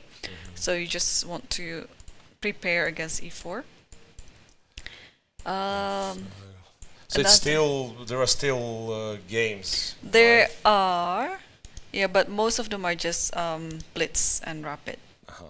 But I mean, I was just turning my engine on just really to try to understand what is going on right now. Because if it was like a blitz game, I think it is interesting to play because all black is doing is just pushing all these pawns, attacking the king. You know, you don't really have to think much about that. But since it is a standard game, Munguntuul will have enough time to think about all the defenses.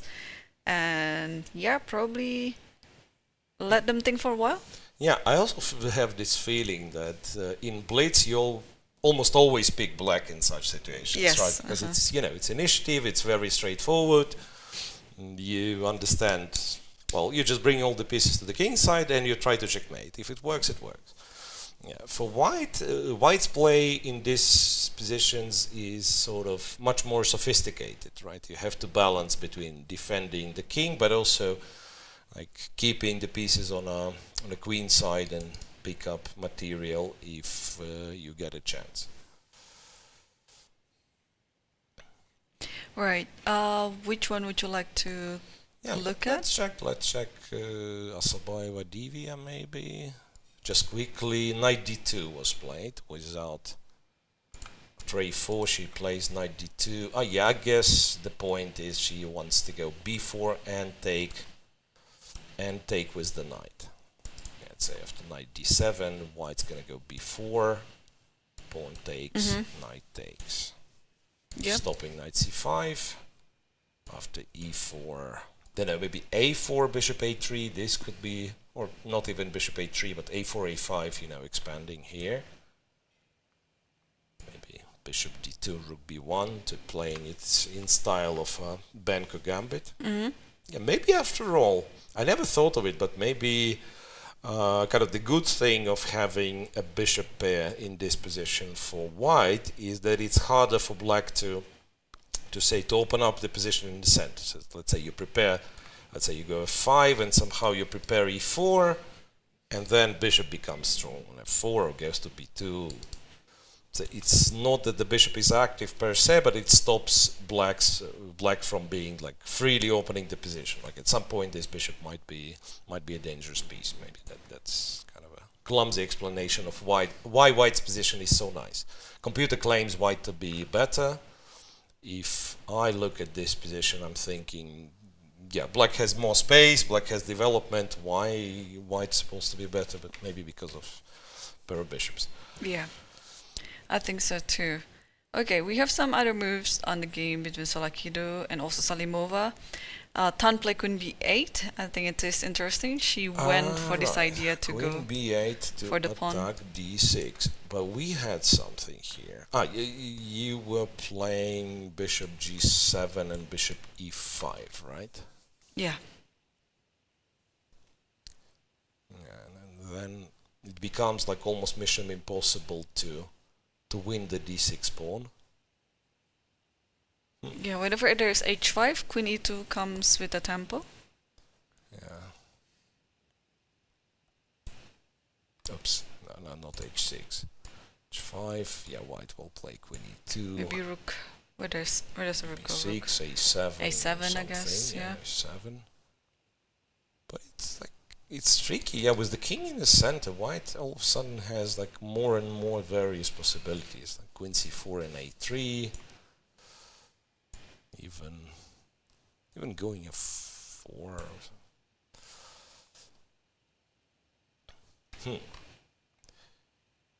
Okay, is there anything else that white can do? Probably not really. Yeah, you have to keep the pawn on d6, yeah, because once it's gone, black will be just comfortable. Yeah, like I was thinking, can white play queen h4, or rather take d5? I know it's strange, but go queen h4, threatening. Okay. Checkmate in 1, go And bishop bishop g7, and after rook g8, take on h7. Interesting. So this way, white wins an exchange, right? Yes. you Not have to take necessarily it. the game, because still the very strong pawn is there, and you know. Can we see it once again? Yeah. Just- So bishop takes d5. Okay. I'm trying to make it as forced as possible, or rather, I think it's as forced as possible, because I was thinking knight f6, but then queen e2, of course, and attack the rook. So one more time: bishop takes d5, c takes d5 again, e d5, rook e1. We don't like to calculate. C d5 and queen h4. This is the moment that you might have other moves, like Queen you d8, could go queen yeah? d8. Yeah, could go queen d8. Because again, queen d6, bishop g7 is relatively forced. Or Yeah, queen d8. I was thinking bishop g5, but you but have there's f6, f6, yeah. right? This time it works. You have f6 after rook e1. Like, first of all, maybe you can take g5, but you don't even need to. You can go king f7, or rook d6. Yeah, nonsense. Rook d6. You eliminated the pawn, you defended everything. Yeah, so this line is not great. Queen e2 is on the board. Queen e2, okay. Attacking the rook. Queen e2 hitting the rook. Yeah, black has to react somehow. So let's say rook a7, Rook just to put it on the a7, board. yeah. What's the next move? Like takes bishop f4, but it's allowing castle. Yeah. Bishop g7, bishop e5 is still there. Is still the idea, Still there. There is technically, you could say, And then takes f4? an a3, Or even f4 here. Just and using- to go f5. yeah. I don't know how good is the. maybe, but yeah, well, there is still some annoyance on f7. Yeah, even this one. And I was thinking kind of to start opening the other side. So a3, say queen d6 takes b4, queen b4. And somehow, as long as the king is not castled, they always have some tricks. There is a feeling. Even rook a4, you know, queen b3, rook a1. Who knows?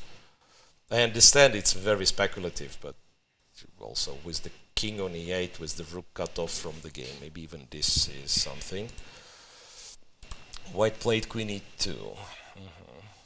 Once again, computer slightly tilted towards this being in black's favor, so maybe queen e2 is not the greatest move. Yeah, I was thinking of a move like queen b5. Ah, just well, we can do queen yeah, b5. but then I don't know the position after takes everything, rook e1, king d8. Well, maybe black is fine actually, because nothing much happening on the board. Like no queens. Yeah. It's much less of a worry, all this attack. Right? Next move could be rook takes d6 or rook We e8. want to take on d6. We want to play rook e8. Yeah. So queen b5 is possible, but then you're not attacking d6, right? So among other things, white can say, you know what, I changed my mind, I go back to g4.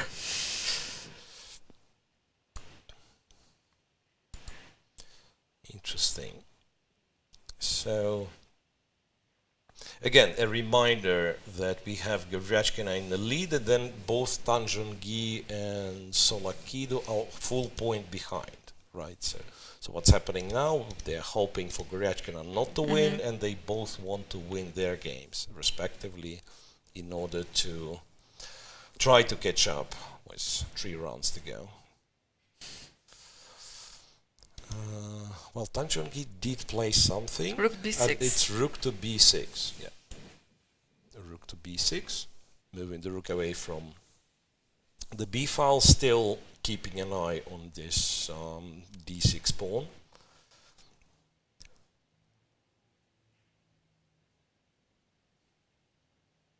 Yeah, now white really has to come up with something very clever. Again, if this happens, I think the difference is, like with the queen on g4, there was no f6 whatsoever. Now I'm actually kind of tempted to suggest f6. I don't know, it might be just a terrible blunder, but I'm not even sure. And the point is, yes, in case of bishop f6, I understand capturing and allowing queen e6 is probably terrible.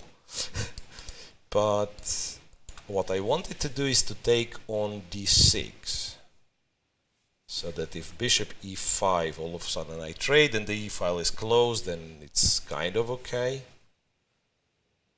So again, like to check it a little bit more precise.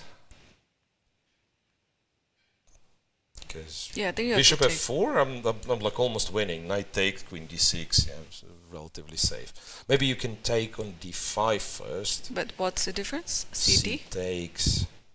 And the same thing, after bishop f6, we'll take the d6 pawn with the queen, right? Yeah. Yeah, maybe it works. Bishop f4, I guess king f7, rook e8, yeah, and it's solid. Yeah, maybe this is possible. Okay, remains to be seen what Salimova's idea is here. She's on 14 minutes. This game slowed down as well, like a lot. So 40 minutes for Salimova, for 20 more moves before the time control.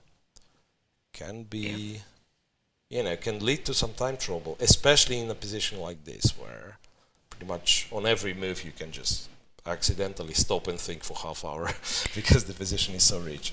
The slowest player in this round is Divya.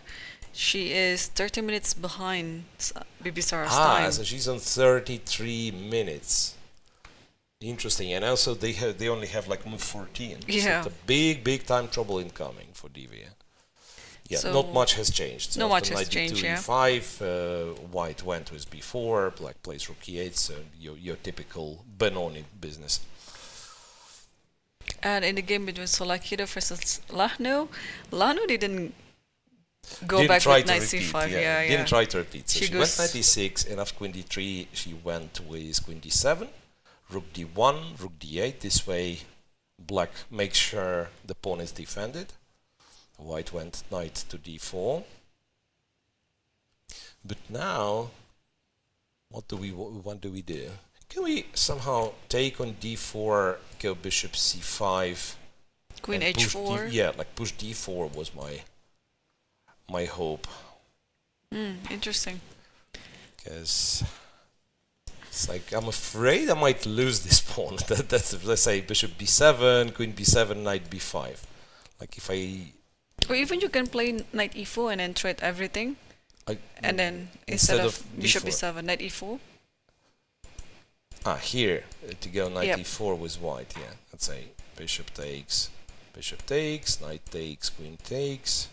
But that way at least it's defended, right? Yeah, but white will double up the rook, and that's going to be pretty hard. Yeah, I agree. It's also like not ideal. With the white knight on d3 against the dark square bishop, it's usually like very good for white, but even with the bishop on b2. I was kind of hoping that maybe I'll have the pressure on the e file. But queen f3, yeah. In return, yeah, like this, and then rook somehow d2 queen or e6.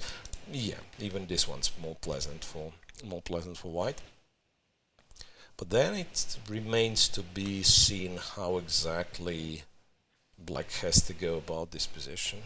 Again, it would be not bad to go like knight e4 and bishop f6, but now knight e4, it's just a pawn, right? Can just take, it seems. Yeah, just take everything. Because knight c5.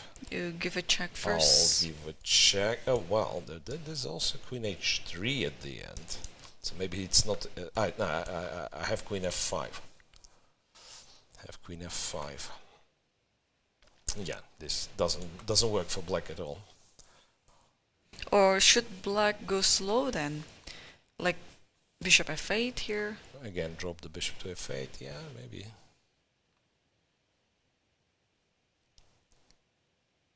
Yeah, this can be played, I guess. D5 is well protected, right? So white cannot really hope to win the d5 pawn fast. So that means I'd probably just like take. Then usually I don't think like taking with the pawn is a good idea, because they are always like hanging and the king side is getting weak. So maybe queen takes, maybe I go knight b5 and, well, secretly hoping that the black blunders, but in reality kind of trying to get the other knight to d4. So it can go like a very long positional game here. It's no major action as of yet. Yeah, and I'd like to go back to Munguntuul's game, but it's still not being fixed, so it can confuse us. Let us fix it for... Yeah. So f5, white to move. Knight went here. Knight went e4, bishop f1, knight g6. I think this is like a real position, which is the same position that is in the PGN file, but you know, the side to move is wrong. It's incredible. Shall we ask, like during the next break, I'll try to ask them to fix the PGN, because it's so misleading. We have the same position but completely different, what you call the evaluation bar is going crazy in black's favor, and guess what, one tempo matters a lot, right? And also the time situation, it could be also wrong. All can be messed up, yeah, if you have kind of wrong side to move. Alright, since there are no more updates on other games as well, and I think they're also entering one of the most critical moments in their middle game, as we already passed the opening stage anyway. And Salimova just played a move f4. Would you like to cover it now? Let's go back here. Right, let's go back here. I'm also preparing to take a second break, but we cannot really leave this one without our attention. So queen b6, f4. I guess with you ready to go f5, right? Yep. But this is a very, very tasty pawn, I have to say. So I think you have to take it, yeah. Queen d6 you do play. f5. This is already a debate. Do we have to take on f5, or we could just somehow not react? Because one of the things to do is actually to run away to c7 and kind of castle this way. Also taking here doesn't look bad. No, I think something's wrong. It could be knight e7 here. Yeah, knight e7, then this guy is hanging with a check, so rook f4 allows some e5, hitting the bishop on h4. So it's almost like f4 is played, but after queen d6, maybe you can't even play f5 because of this trick. But what could be the idea then after f4 if you don't wait. push it? Maybe you take this pawn. Oh, that was Maybe you hanging. take this pawn. Remember how we wanted to enter the A file with the rook? It's the other rook, but the same A file. I see. Yeah, so queen d4, bishop e3, Bishop e3, right? And it's Yeah, I think at this moment already, Salimova has to be prepared on playing some crazy game. yeah, she's pretty much all in after this f4 and so on, which makes it even more interesting. Well, not a lot of time left, half hour for Salimova. Very, very entertaining round today. So still Yes. kind of almost within a theoretical or like very standard scenario is Munguntuul against Goryachkina, right? So it's I think it's 24 fixed moves. now. It could be. It could be fixed now. Yeah, we can Queen take a A1. look. No, it's still not. Still not. No? Wait a second. But this is Black's turn. Yeah, so A4, BA4.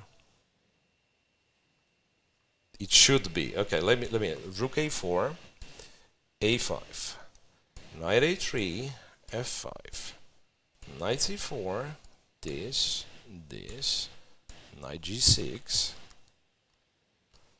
queen A1, and knight H4. Yeah, it is black's turn, it has to be white's turn, I'm guessing. Again, that's my theory. Maybe I'm misleading the... But even with this being white's turn, it looks so scary, to be honest. Okay, white's turn, big deal. You take the a5 pawn. Yeah, it is White's turn. Yeah, okay, you take the a5 pawn and black maybe moves the rook away. Then queen g5 comes, and it's a check.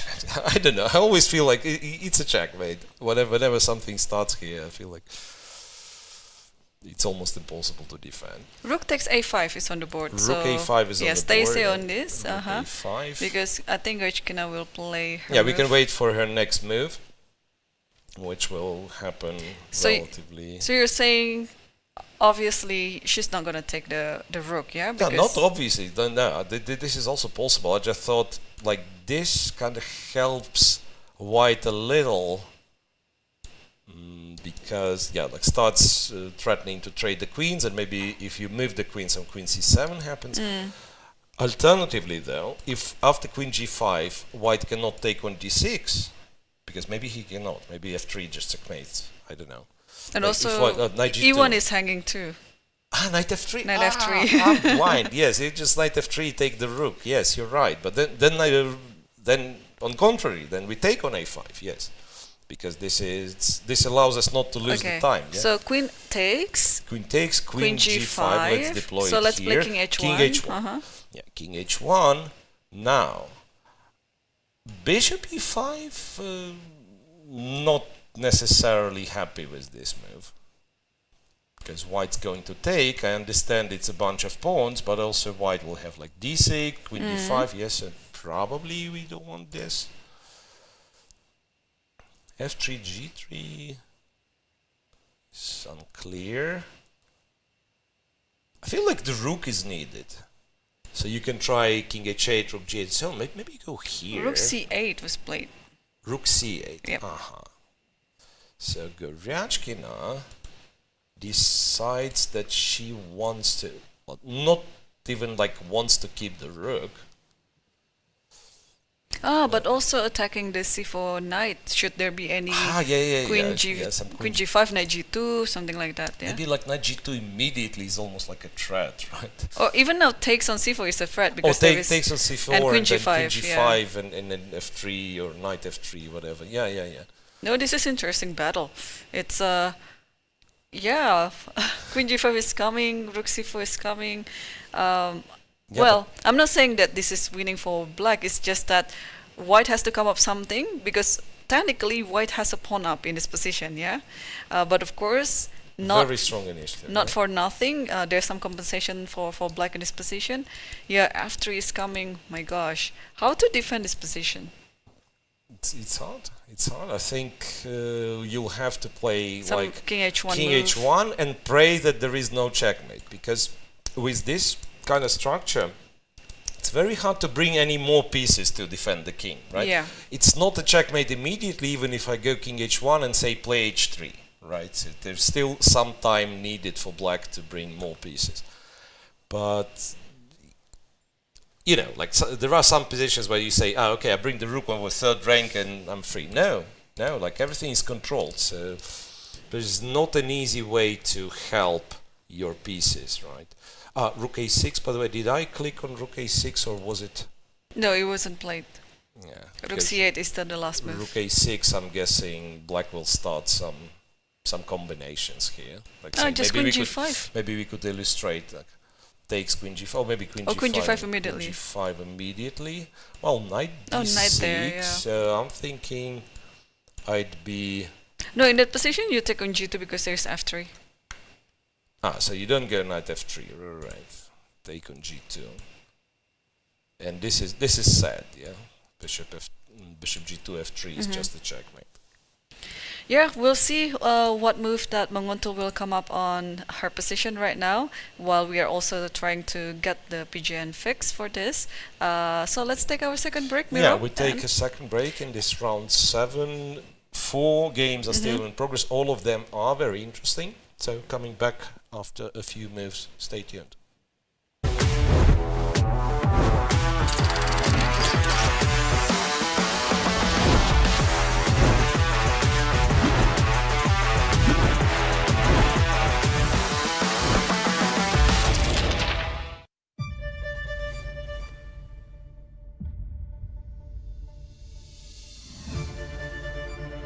我的心情应该说非常的激动，但从外表看起来比较平静，但是内心里早已波涛汹涌。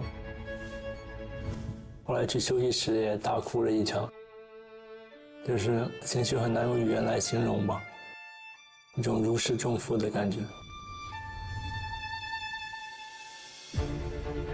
I've been thinking about it since the time I started playing chess, so it's nothing different to me. The match in itself is something that I've always wanted to be playing, and now that I've got the chance, I'm grateful for the opportunity. 我记得最后一盘棋，我就是在一个少一兵的撤兵惨剧中，也是费尽千辛万苦把这盘棋给和下来了。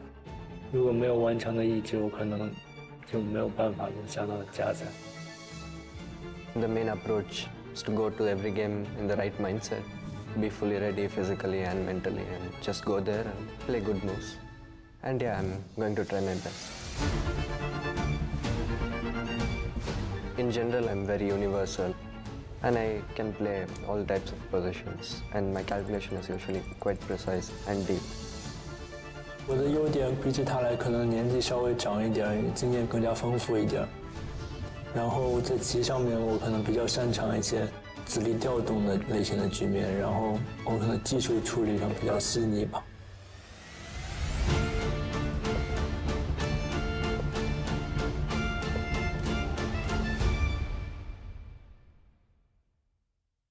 Chess is more than just a game. It's a tool for empowerment, connection, and transformation.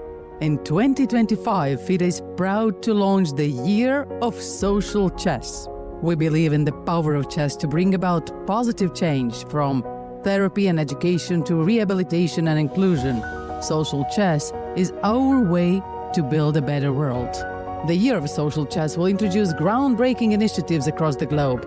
Monthly themes will address critical social challenges: chess for protection in refugee camps, chess for cognitive health among the elderly, and even chess for addiction recovery. Through this initiative, we are mobilizing communities, conducting research, and creating opportunities for all to experience the joy and impact of chess.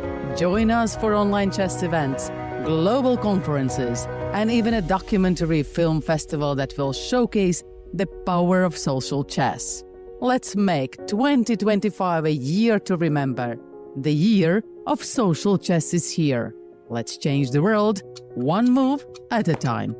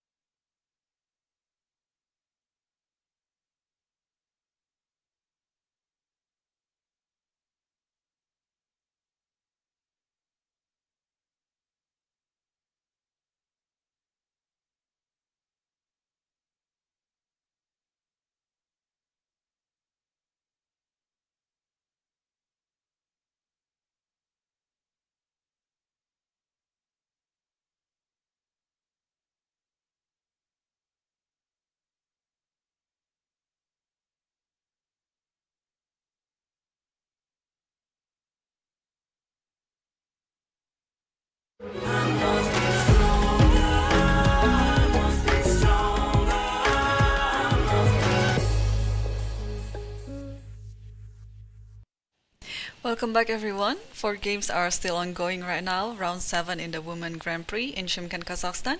And during the break, there are so many things getting interesting, especially in the game between Salimova versus Tan. I think we should start diving in there. Although Miro is trying to fix... I'm trying to reconstruct Goryachkina's Yes. game, which has a PGN error. And in the PGN file, the position which we have in the PGN file is exactly the one we have on the board, but with the wrong side to move. So the PGN evaluation, evaluation bar says black is winning because in the actual game position it thinks black is to move and black can take the queen. However, my version is that black is indeed winning. It's a little bit tricky.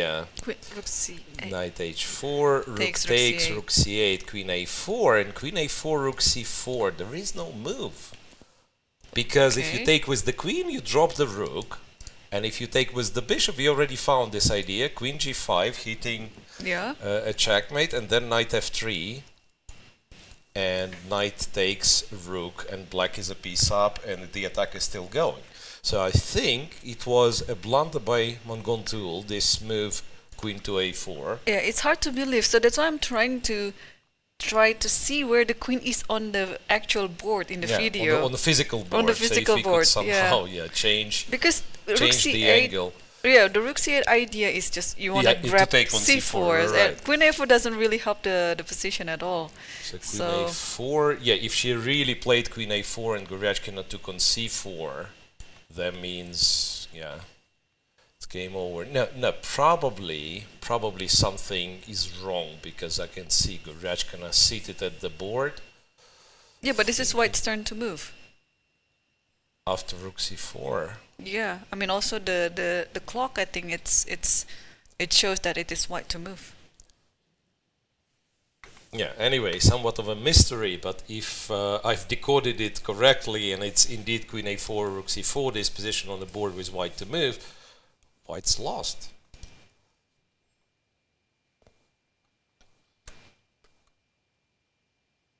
Oh, what? I'm trying to also understand if it could be, maybe not, yeah? Yeah. It's definitely just like a wrong side to move, but the same position. Anyway, let's look at the games which have no PGN error then. Sure. And you were mentioning Salimova with Tan, where something is going on as well. After queen e2, rook b6, f4 was played, and we were looking at queen takes, f5 and so on. Instead, Tan Zhongyi went king d8, which also makes a lot of sense. So now, if needed, the rook will go to e8. The king is moved from the e file, so the e pawn is not pinned. And d6, well, will be taken later, I guess. However, white still played f5. Pawn takes on f5, and then Salimova thinking she's down to 20 minutes. Yeah, down to 20 minutes and down to almost 3 pounds. Yeah, like if queen d6 happens and white is not taking anything in return, that probably game's over. I do not see our thinking some crazy attacks like this, but it's only one check on e7 and no follow-up. Yep, and therefore I think she just played queen h5. So she plays queen h5, attacks f7. Here, there is no comfortable way of defending f7, right? But you can probably just take this guy on d6 and go from there. Rook e8, rook e8, bishop g5 though. Yeah, maybe it's not that comfortable. Is there any other move after queen h5? Ideally, of course, f7 is an important pawn, and we would like to keep it. Yeah, But yeah, I think at this point, when you're sacrificing 2 pawns like that, you just want to get something back, not only about the position, but also about the material. So yeah, I think queen d6 should come handy here. I don't see another way of getting out of this. Yeah, so takes on d6, queen f7. Oh wait, maybe I can play king c8. I don't know. I want the king on b7. On the other hand, e6 is a target. Right now, you'll play like rook e1. So I have a feeling black has to have something. But not sure how exactly to play this position. Could it be just take d6, take f7, and then over the queen trade, queen e7? Queen e7, yeah. I was thinking white runs away. Okay, there's queen e8, but also there's king c7. King c7 you now, want to run yeah, away there. Move there. Mhm. Yeah, I guess this is like close to a winning position, but we'll still need to spend a bit more time to kind of open up some files for the rooks and yeah. Well, you know what, like the feeling it's not the maximum that black can have, that there should be some like really smart way of playing it even stronger, but it looks good enough to me. If you ask me, it looks good enough to me. So she took the d6 pawn. Yeah, queen d6 played. And I think, judging from Salimova's time situation, she's taking f7 should be quite soon. Yeah, so she should. Oh wait, is bishop g7 an idea? Not really. You can go to e8, yeah. So the rook is no longer getting trapped. So queen h5, queen d6. Yeah, it seems that both Goryachkina and Tan Zhongyi should win their games relatively easy. But this is not as easy as Munguntuul's like if I guess. if this is the right position. This is the right position. Wait, now it says black to move, which is once again nonsense. Now this is white to move. This is white to move, and there is no move, right? King f1 theoretically. King f1, queen g2, king e2. I understand black should be winning, but at least like you're not dropping a piece immediately. But yeah, that's also a terrible position. If we could have, g3 was played apparently because there is f takes g3. G3. Yeah, right. You can go. You don't have to go bishop f1. Yeah, I'm silly. Yeah, you can. G3. Again, how do I do it? Rook c4. Okay. I'll do it. I'll do it this way to have an actual situation on the board. Yeah, queen g5 and g2, g3, f takes g3, and I'm guessing doesn't matter what you take with. One of the options would be to just go in with the knight, take e1, go queen c1, but also. Wait a second. Also, you can maybe just play f4, play for the checkmate. Yeah, that requires some calculation there, yeah? Yeah, but again, like same as in Lagno's game yesterday, remember we were highlighting, okay, there are some pieces which are not participating in the king defense. Yeah, like f4. What do you even do? Like this is a threat, and also the rook is getting included, the bishop is getting included from e5. Yeah. Black is attacking with all the pieces. H takes g3. G3 played. Yeah, I think your f4 is a good like move here. f4 and even e3 later, and like everything falls apart. Wow, then there you go. We have the clear view of the board. Yeah, so Goryachkina has to move, and Yes. she has an option of playing f4. Yeah, looks like we are on the right position right now. Yeah. Yeah, there's f4, there's knight f3. What about bishop e5? Yeah, bishop e5 might work as well. Bishop e5 threatening to take on g3. Yeah, also works perhaps. It does that, say, bishop b5, king f1, and we will have to sacrifice on g3, so kind of a bit more calculation. I feel like f4 is a bit more straightforward. Because a threat of takes on g3 is strong, right? And it's unclear. Okay, like say rook a8 to try to exchange. But you can ignore it. The rook on f8, yeah, it's like takes here, takes here, takes here, and still everything's falling apart.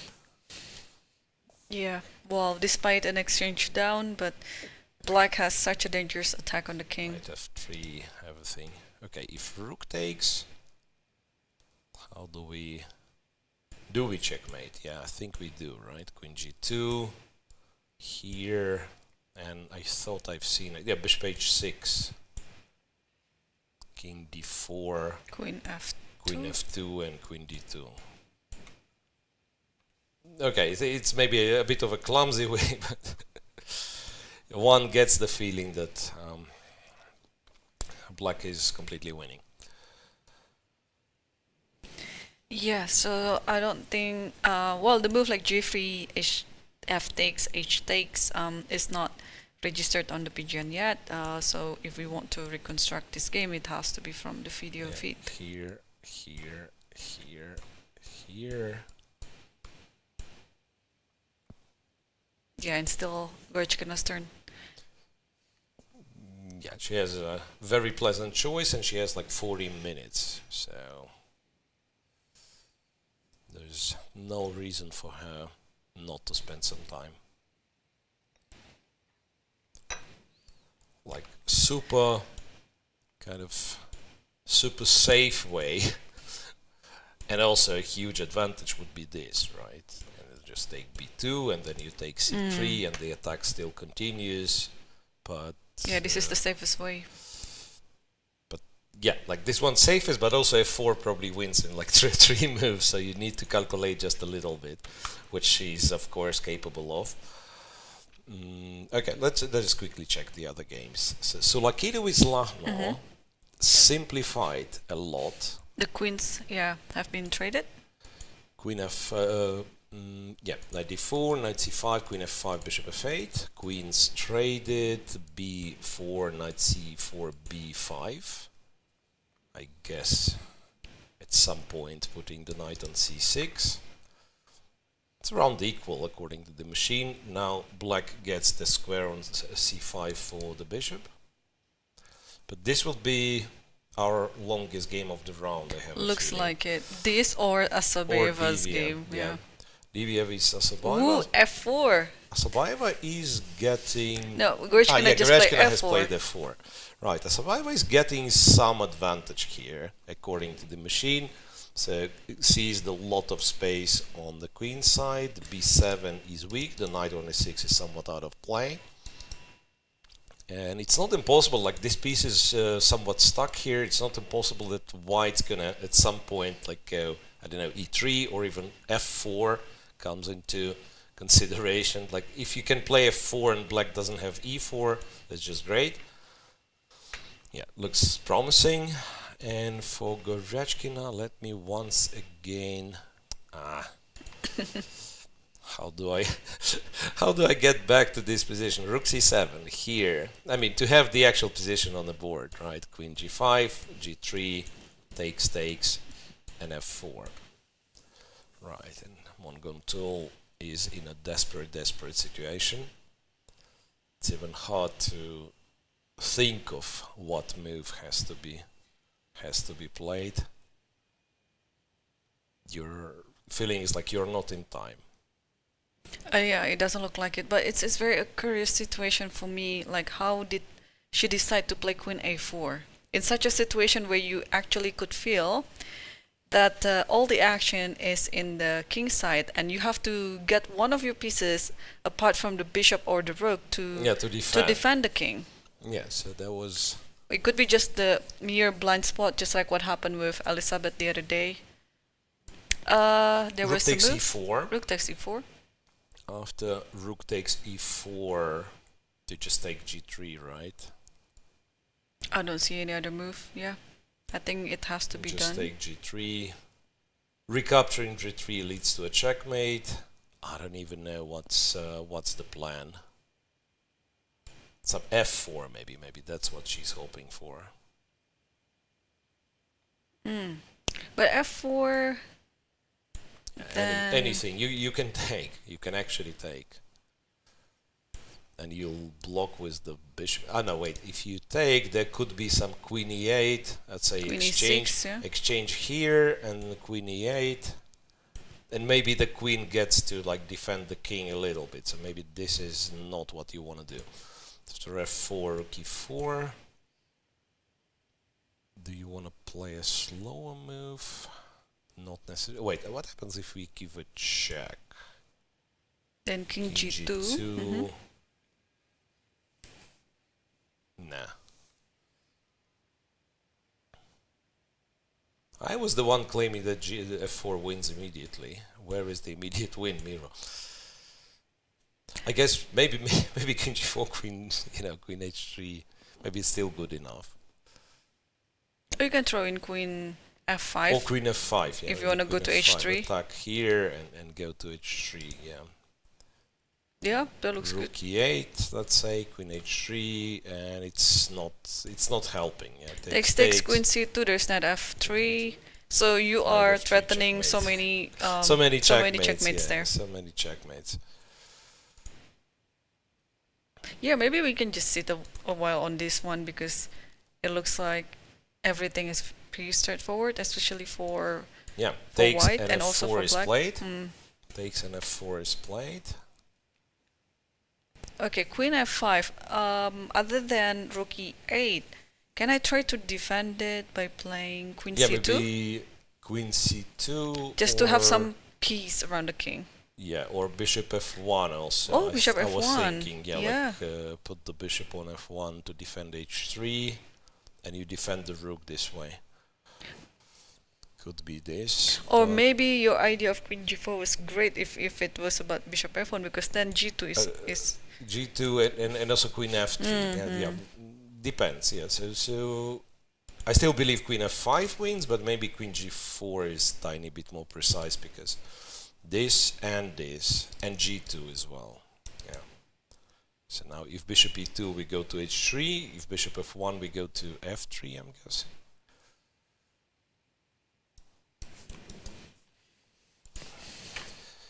yeah. We can leave Goryachkina thinking here. The position is winning, but yeah, she has all the reasons to spend some time to find the most precise way. Salimova and Tan Zhongyi. Yes, let's let's do check that one because Nurgyul is down to 16 minutes. She's approaching the time trouble. Wait a second. So after queen d6, rook e1 is played. So she keeps sacrificing pawn after pawn after pawn. What's going on here? Is she she's trying to say that f7 is impossible to defend? Because it's not necessarily true. Something very strange is happening. So rook e1 is already on the board and Tan is now thinking what to do. So what about I don't know, almost feel like uncomfortable being so many pawns up. I want to play rook f8, return some material, which is probably not great. Can we try to defend this one? So the rook on b6 is not doing much. ooh, what's that? f6. f6. Well, this is how you defend the f7 pawn. You move it to f6, right? You keep all the pawns. Yeah, you go f6. If queen f7, I guess you Just rook play e8. rook e8. And there are a few ways too. I mean, I think you can also try c5. After queen f7. Yeah. Like to include the b6 rook. Yes. Yeah, fair enough. c5 is also an option. Knight c7 is there to also attack. Yeah, knight c7 is a clever one because At some point I was thinking, yeah, like white has an option of capturing on d5. Yeah, knight c7, hitting this. Yeah. Again, very tempted to declare everything works for black, and white's position is desperate. Computer evaluation confirms on this one. -3, which is like translated from computer language. Black is 3 pawns up, which we already knew. Oh, we got the pigeon fixed. We got the PGN Yeah. fixed for Munguntuul Goryachkina. Yes, now it is on the right turn. After f4. Yeah, ba5, rook a5. Great, great. We got PGN fixed, and Goryachkina is thinking after f4. The evaluation is -6.6, Wow. -6.8, so there is no doubt black is winning. Just has to. Once again, what was the trick here? Rook takes, queen takes. I said check on e8 and queen e2, right? You can give in queen e6 first. Yeah, queen e6. See where king it goes. h8, but no checks anymore. And then queen e2. Queen f2 is a threat, so queen e2. Still feels like it is possible that black is winning, but somehow. No, it's queen c1 check, queen f1. Queen c1. I was sure that you can go king g2.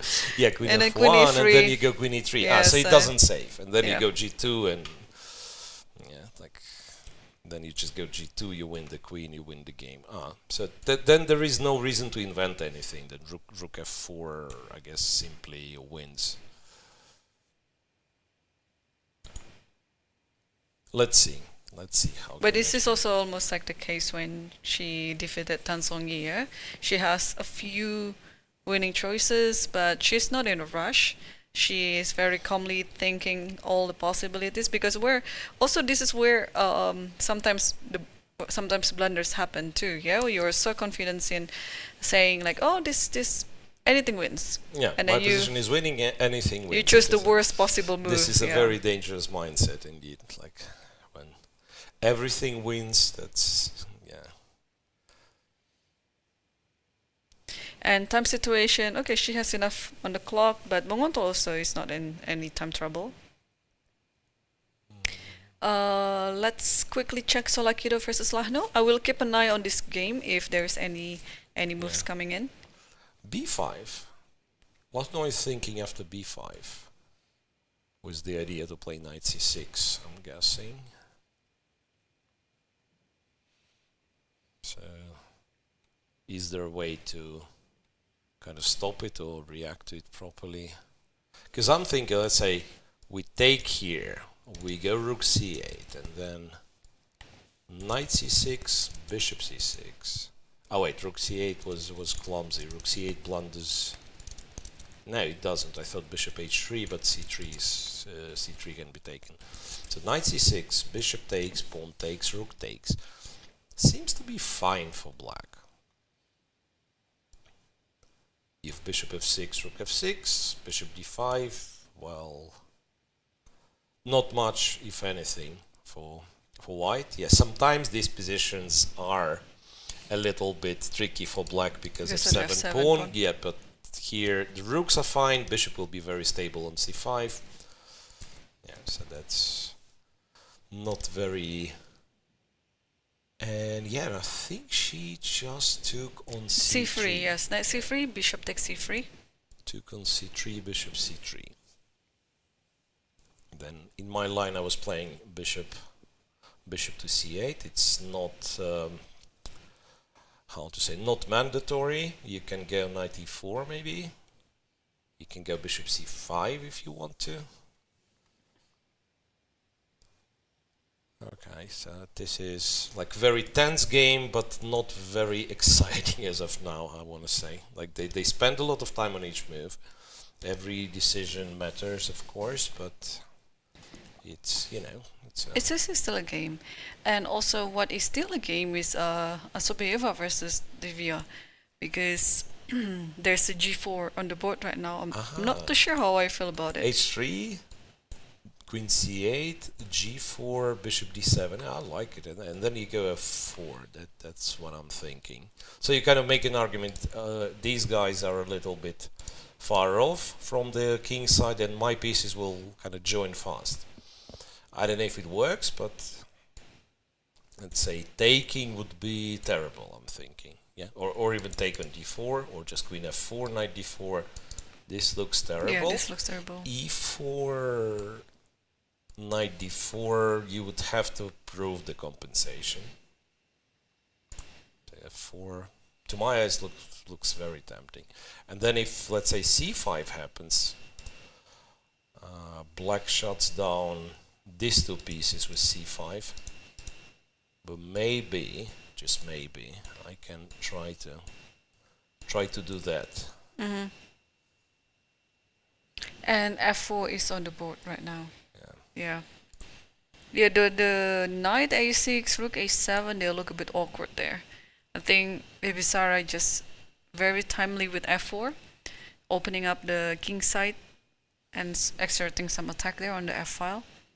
Yeah, this looks pretty hard now for very unpleasant Divya. Position for Divya. They are roughly on the same time situation. 21 minutes for Divya, 26 for Bibisara Assaubayeva, and 20 more moves to go till the time control. So we have two games on the same move 21, but with a very, very different destiny, so to speak, because Tsolakidou is like, no, they've simplified, and like any time you can, like if you need, you can speed up, you can play 10 moves without many, say, consequences on the board. Here, every single move matters, and it has this explosive nature after f4, so like position can totally change in 5 moves. Okay, Salimova with Tan. I want to check it once again. f6, rook f2. So Salimova just sacrifices pawn after pawn after pawn and does not take anything back. Rook f2. Do you want? Okay, you might want to double up, yeah. I guess to double, yeah. e2. I guess to double. Is this the moment where we go like c5? Just, you know, dc5, knight c5, and saying that we have that many pawns that king is safe in the center. Because one day we will have to defend e6, right, after rook e2. That's tricky somehow, with 2 bishops and with the king in center. You know, even with 3 pawns, black is, I understand black should be winning, but there is no, like, clear-cut way. There is no move that I would say, okay, I see this, I play this because it's the strongest move. So there is still, you still have to be fight, precise, yeah, because white still has this like annoying initiative attacking e6 especially. Goryachkina decided on her move. She wants queen to g4. This should be over. This should be over. Queen g4 again, a choice between this and this. g2 is also a threat. What did we see before? After queen g4? Queen g4, I don't even... Was it? I don't think we had any...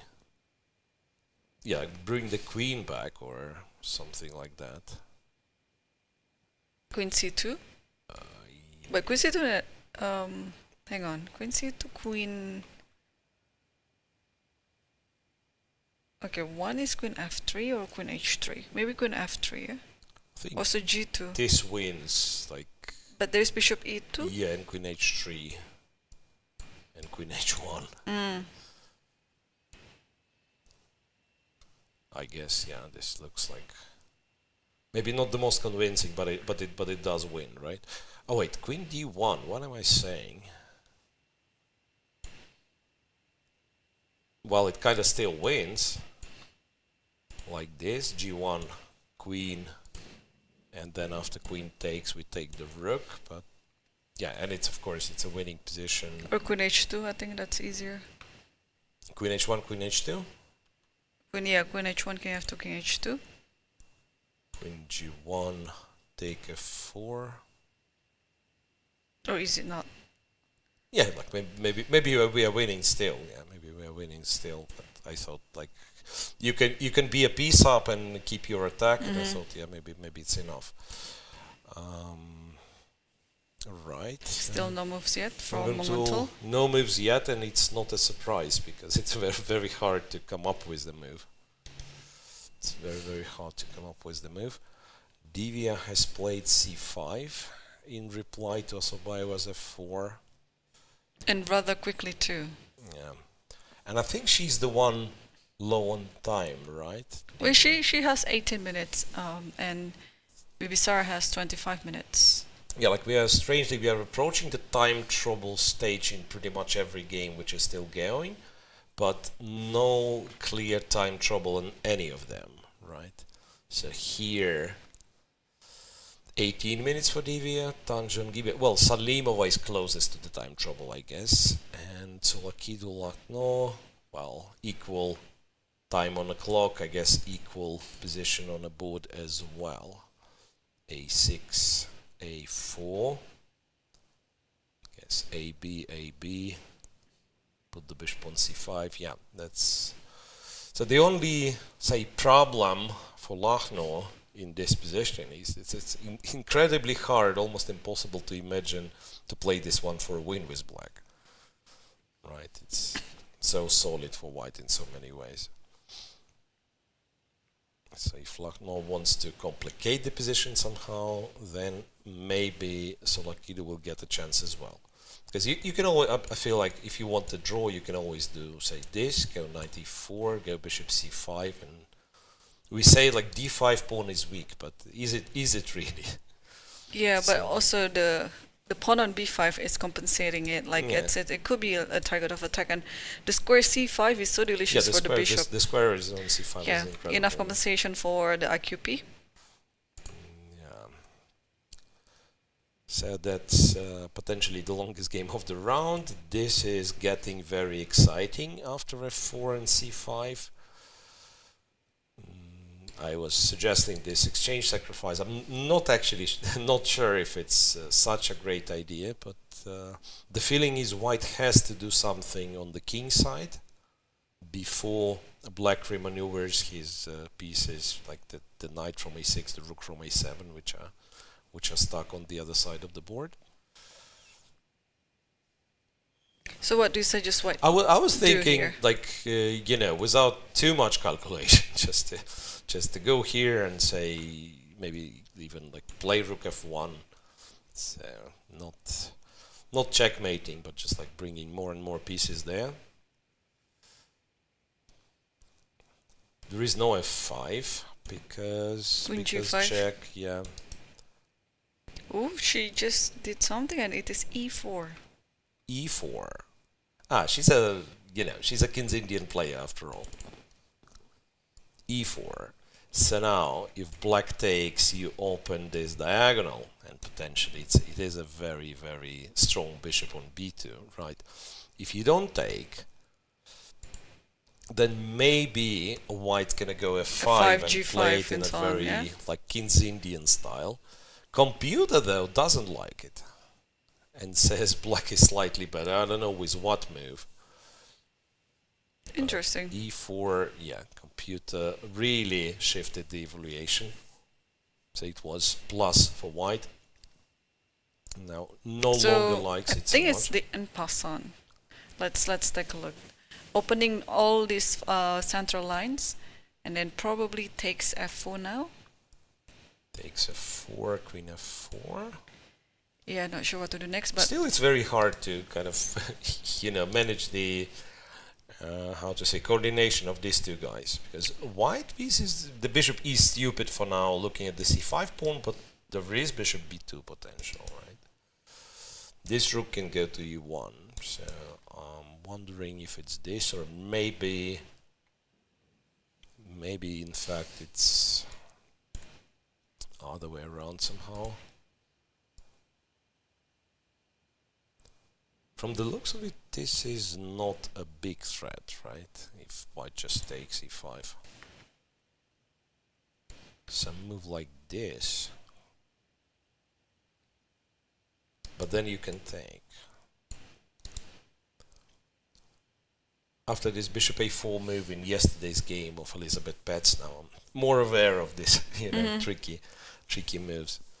Bishop a4, so I was thinking like if you take e5, it's just knight to d7, and then knight takes on e5, and having this nice blockade square. We'll see. No move from Munguntuul, no move from Tan Zhongyi against Salimova.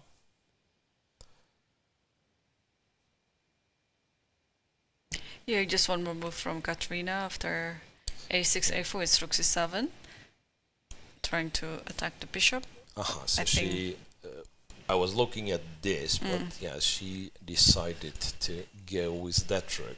I think it's because if the bishop goes to b2, then maybe you want to take on b5 and then open up the a-file so the rook can go to a2. Can I do this? Then everything or it's just once again it's empty, right? Knight c6. Bishop c6. This one is absolutely But that one I'll take on b5. Of course, yeah. What I wanted to say that, of course, if I'm somehow mystically getting this position, White's very happy. That's maybe the maximum White can have. But of course, after bishop f6, a b5 happens. I guess I can do a b5, bishop b5, some bishop e5.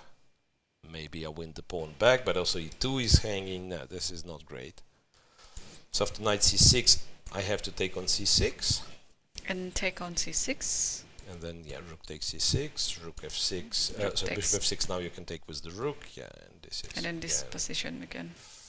Rook. Just don't go... See, you don't go just here don't go because d8. bishop f7. Yeah. Yes, You other need than to that, I c8 think... or b8, and then you can get the b pawn all the way to b4. Yeah, and it's drawish. Yeah, still no move from Tan.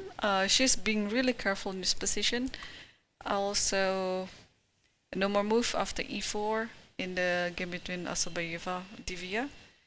And a move queen g4 by Goryachkina is still pretty hard to respond to.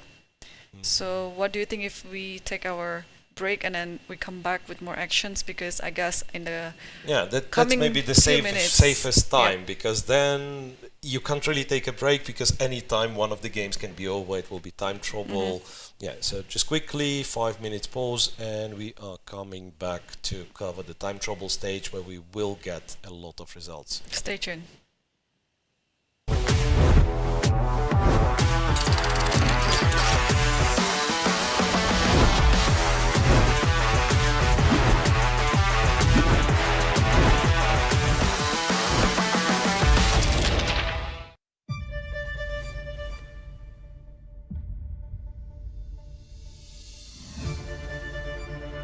我的心情应该说非常的激动，但从外表看起来比较平静，但是内心早已波涛汹涌。后来去休息室也大哭了一场，就是情绪很难用语言来形容吧，一种如释重负的感觉。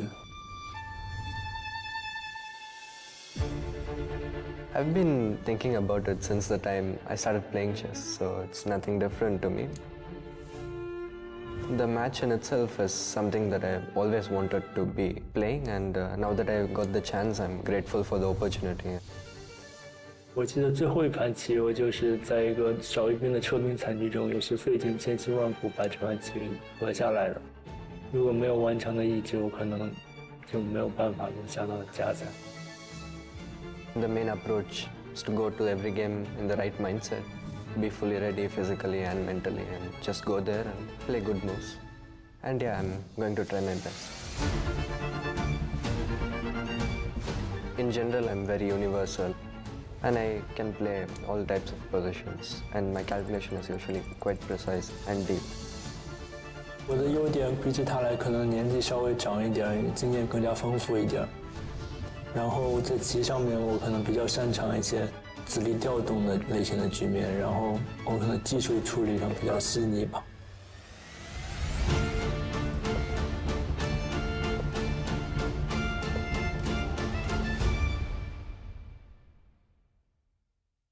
Chess is more than just a game. It's a tool for empowerment, connection, and transformation. In 2025, FIDE is proud to launch the Year of Social Chess. We believe in the power of chess to bring about positive change, from therapy and education to rehabilitation and inclusion. Social chess is our way to build a better world. The Year of Social Chess will introduce groundbreaking initiatives across the globe. Monthly themes will address critical social challenges: chess for protection in refugee camps, chess for cognitive health among the elderly, and even chess for addiction recovery. Through this initiative, we are mobilizing communities, conducting research, and creating opportunities for all to experience the joy and impact of chess. Join us for online chess events, global conferences, and even a documentary film festival that will showcase the power of social chess. Let's make 2025 a year to remember.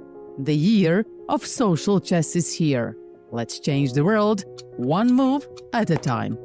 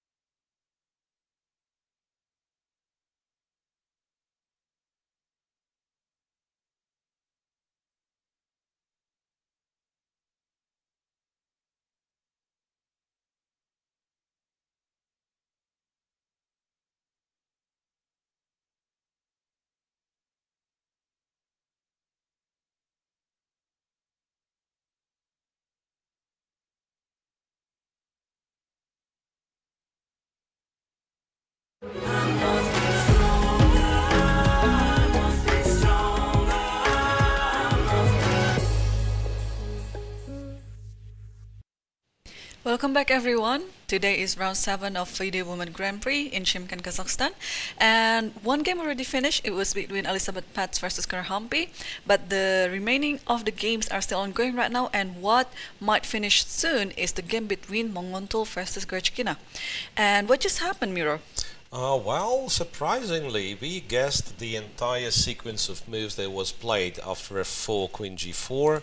Goryachkina went for g2 and queen h3, and we are witnessing, I think, the end of this game, which will mean 5th consecutive win for Goryachkina. Impressive performance. g1 is not registered at the PGN right now, but is already played. It's g1 queen, queen takes g1, queen e4, black is up a piece, and the attack is ongoing. So rook takes f4 is a threat, well, anything. Queen f4, black is just completely winning. Wow, this is a very, very amazing performance. I mean, if or when Goryachkina wins this is her 5th win in a row in this tournament. Yeah, and then it's going to be a bit harder for Tan to catch up unless Tan managed to secure a win. And there you go, there's a resignation from Munguntuul. And therefore, it is an official result right now that Goryachkina is still in the lead by, well, temporarily 2 points ahead from so Tan Zhongyi. Tan Zhongyi is likely to win her game as well, but going into 2 last rounds with 1 point lead is already a huge achievement. So And also playing with the black pieces too today. Yeah, so going very strong to the next round.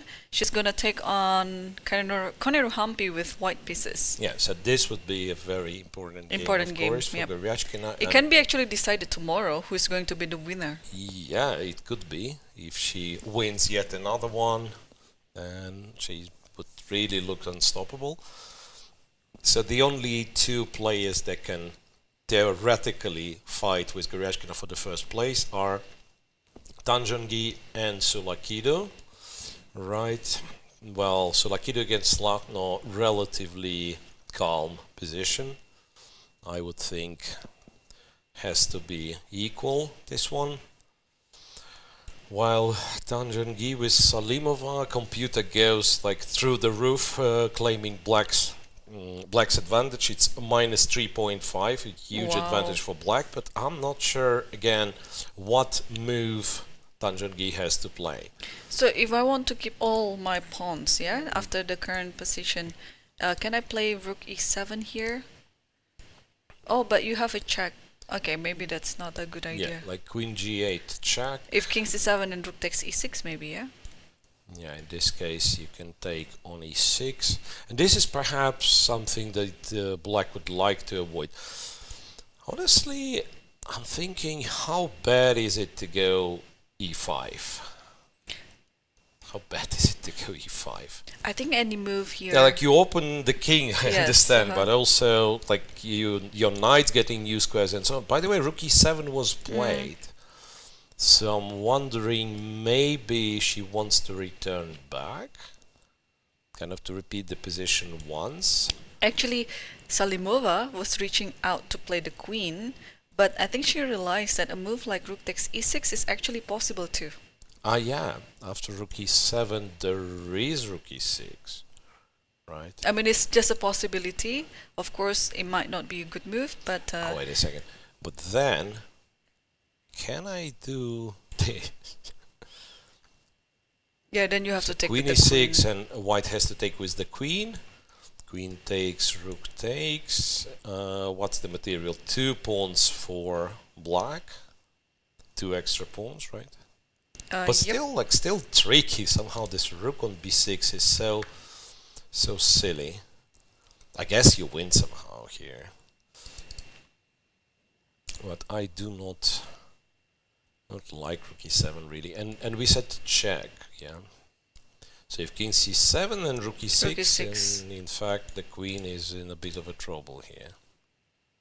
Yeah, so maybe probably she's just trying to see where the queen goes and then put the rook e8 again. But if you take on h7, it means that you're no longer attacking e6. So, oh, there's also queen takes e8. There is queen e8, yeah, I was thinking, but Then maybe rook it's takes, not uh-huh. much. You trade. Now, King. king can go to f7, I guess, because not so many pieces left. Oh, but rook c6. Rook c6. But rook okay, there's rook e6 takes, still. Check, rook e6. Yeah, that kind of that's the illustration why you need a lot of extra pawns, right? Because we keep like giving back material and still some material up. And this would be a relatively easy win. Next move, king e7. You'll have to take. Yeah, and with the pawn on c3, black should be winning. And we'll see. Salimova is down to 8 minutes right now. So she has to decide what she wants to do. All these options, they are very possible. You want to take on e6, or you want to give a check first on g8 and then still take on e6, or take on e8 too. Yeah, I'm guessing, like from practical standpoint, you give a check, go back to f7. Yeah. Because your opponent is clearly kind of has a better position, so she's the one who has to. Yeah, in this position, I was thinking, can black just play c5, including the rook to protect e6? Oh, queen g8 is already on the board. Queen g8 on the board. Yeah. I don't think Tan Zhongyi will play king c7. I Yeah, think c5 is pleasant. Yeah. King c7. Yeah, because king c7, rook takes. Oh well, wait a sec. I just realized you can play. Is it or it's a? No. I was thinking like you leave the queen on d6, and when they take, you take e1 first, and then the other one. Yeah, but the rook will be. No, that's just like queen got lost for no particular reason, right? The bishop on h6 is really strong though. Yeah, You it can stops the maybe c2. like take go knight e7. Oh well, actually this tactic kind of works. Oh, Hitting the queen. yeah. It's interesting. Might still be not the end of it. Check again. Check and bishop f1. Yeah. Black is about to promote the new queen, but also white finally gets to attack the king. It's very complicated. Yeah, it is. It is. Yeah, I'm afraid like at some point white, let's say if takes b6, maybe white runs out of gas, and the c pawn will decide the game nonetheless. But at least it doesn't look like, you know, the smooth way of I just won your pawns, I've defended, and I won. So there is a little bit of craziness in this position still. Okay, queen g8, and we are waiting for Tan to make a move. She's actually also not very comfortable on the clock. It's 20 minutes left. So there is still some risk of getting into a time trouble. A bit of a development in the game between Bibisara Assaubayeva and Divya Deshmukh, because yeah, queen c7 was played, fe5, queen e5, and queen f4, to my surprise. So white kind of. I would naturally keep the queen on the board. Yeah, the feeling is like you are the one who has some attacking prospects. So instead of queen f4, I would play a move like queen f2, and then bring the bishop back from a3 to c1. This was the idea, to go bishop c1, bishop f4 maybe, right? Yeah, queen f4. Maybe it is giving white some advantage in the endgame still if the queens are traded, because the c5 pawn is kind of weak. Yeah, I think if we trade the queens, then black Rook has some C8 difficulties defending the. Yeah, debating if it's c8 or e5. Because if you go to c8, then among other things, white can go e5, and you'll have to drop the knight to e8. So it's like really looks passive, right? Bishop d5. Yeah. Bishop e6, and say take on e6, go. Rook f1. Rook f1, then it's probably winning for white, yeah, because knight c7, c5 simply Or falls. you can take on d4. Or you can take on d4 immediately without rook f1. Yeah, but there's g5 that you have to take care of. That's a beautiful trick. You But can okay, take on you d4, can play knight b5, g5, knight b5. g5, knight to b5, yeah. but maybe again, like this works, but it feels accidental, and the other move is just like so clean. You bring the last piece into a game, and opponent's position kind of falls apart. Bishop c6 was played, and computer does not like it.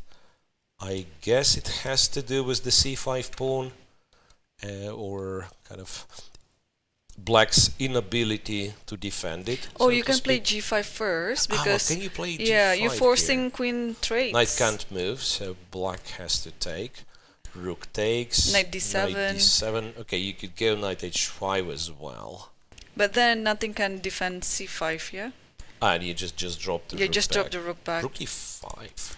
Okay, but the knight is a bit out offside there.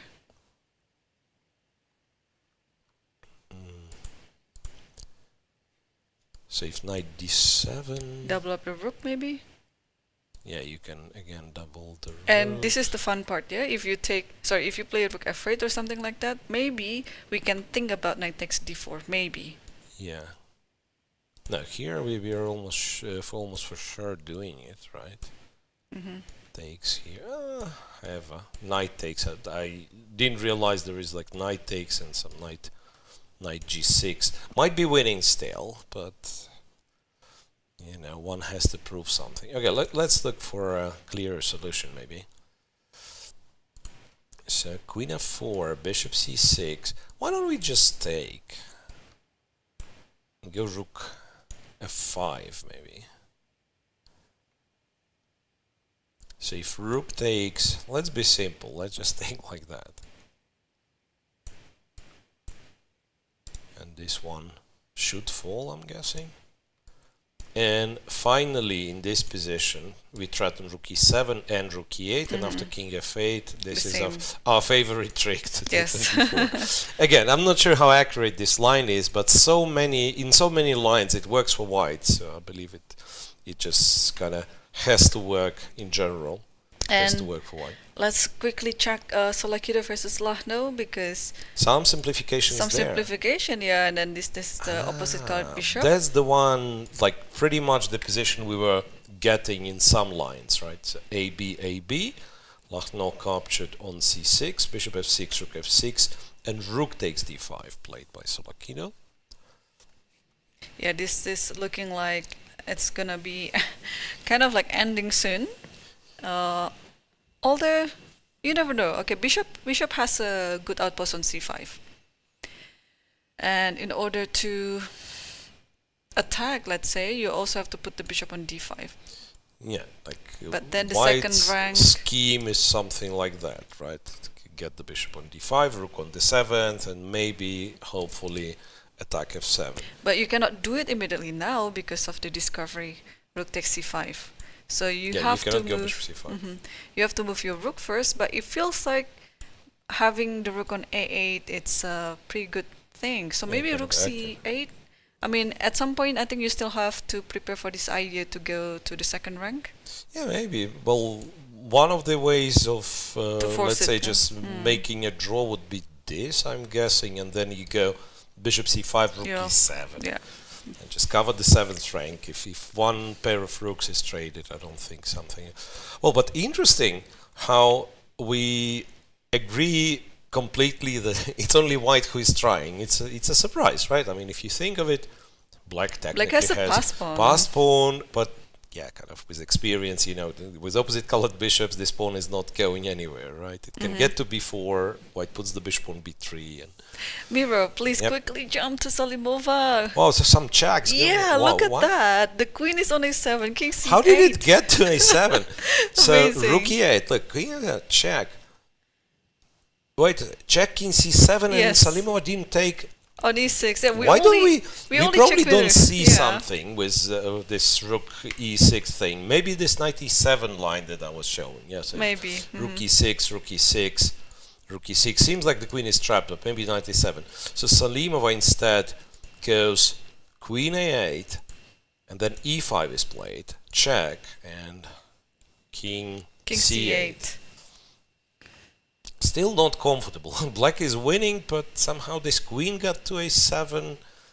You know, Now, what would be in pretty much the end of the game if you let black play e4? Shut down the rook, shut down the bishop. ED4 is, by the way, another option. Queen a8 again, check. And Queen Salimova A8 is check. under 5 minutes right now. Queen So a8 check. This is where I wanted to say. This is where we go queen b8. Maybe we go knight b8. Not sure.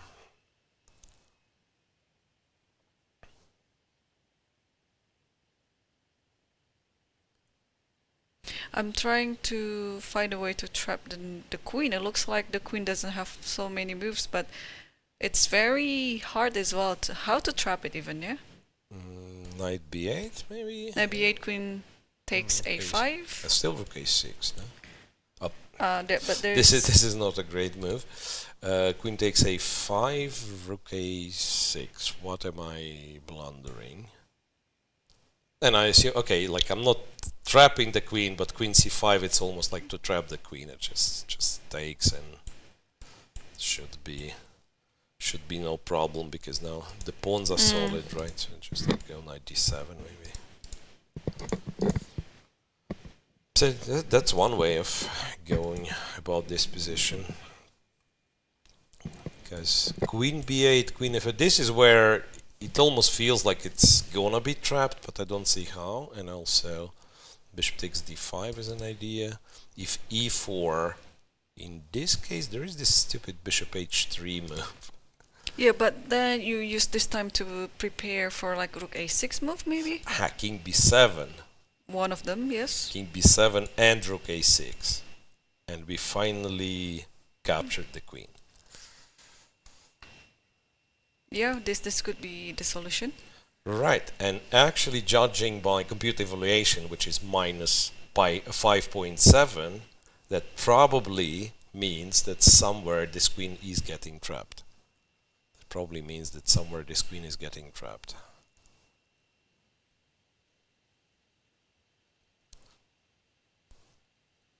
Yeah, so we potentially have, okay, we already have one decisive game result. This one, it should be a decisive game. It should be, and moreover, it should be done before the time, before move 40, it feels like. And the game Bibisara Divya, it looks like Bibisara is pressing. Okay, let's stick to this one first. Knight b8 was on the board. Yeah, knight b8 is played. Threatening rook a6. So I think you have to take a5 now. Yeah, it's almost looking like it's forced. Take a5, yeah. Wait a second, is this a win? Ah. Rook b5, and doesn't matter if it's a4 or a8. Knight b6. Knight b6, yeah. Knight b6 traps the queen, actually. Wow, okay. You found it, Yeah, Miro. yeah, knight b8. Wow. So, wait a second, maybe this is my last chance to take on d5. But There is there's still rook rook a6, a6. yeah. You don't. Well, you probably win like this as well, but yeah, there is rook a6. So after knight b8, the queen indeed is getting trapped. As simple as that. Okay, let me think. What if I take on e5? I just want to try how to get my queen out. Okay, check. That's interesting. And again, yeah, check. If not bishop e3, then rook a6, right? So bishop, if bishop e3, then you just I guess simply just take with yeah. the knight, yeah. Yeah. Okay, king h1, rook a6. Do I have any tricks there in the back rank? Probably not. I don't have anything yet. Yeah, like you have to kind of Sacrifice give the the queen, knight. then take f6 or something, but Yeah, I mean this is it's losing. Not It's losing. not for real.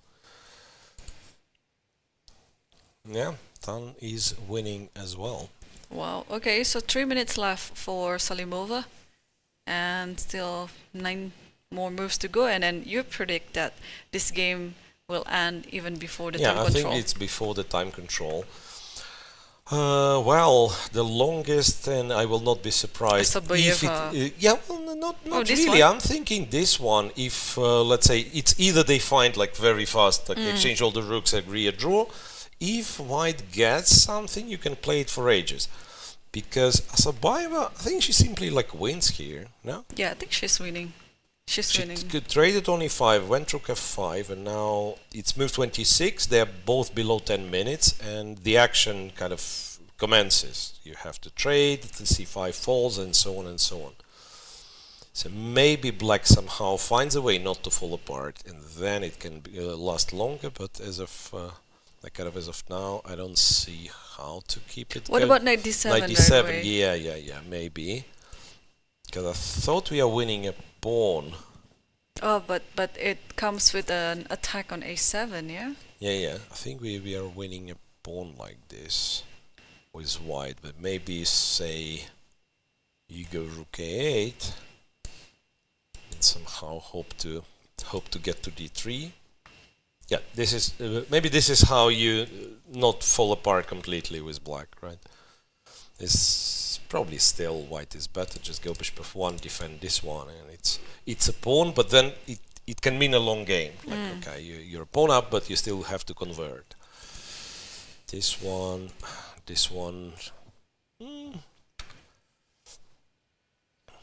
Bishop d5 is coming.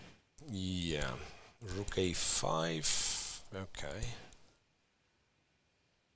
Yeah, exactly. It's bishop d5 and then free the rook.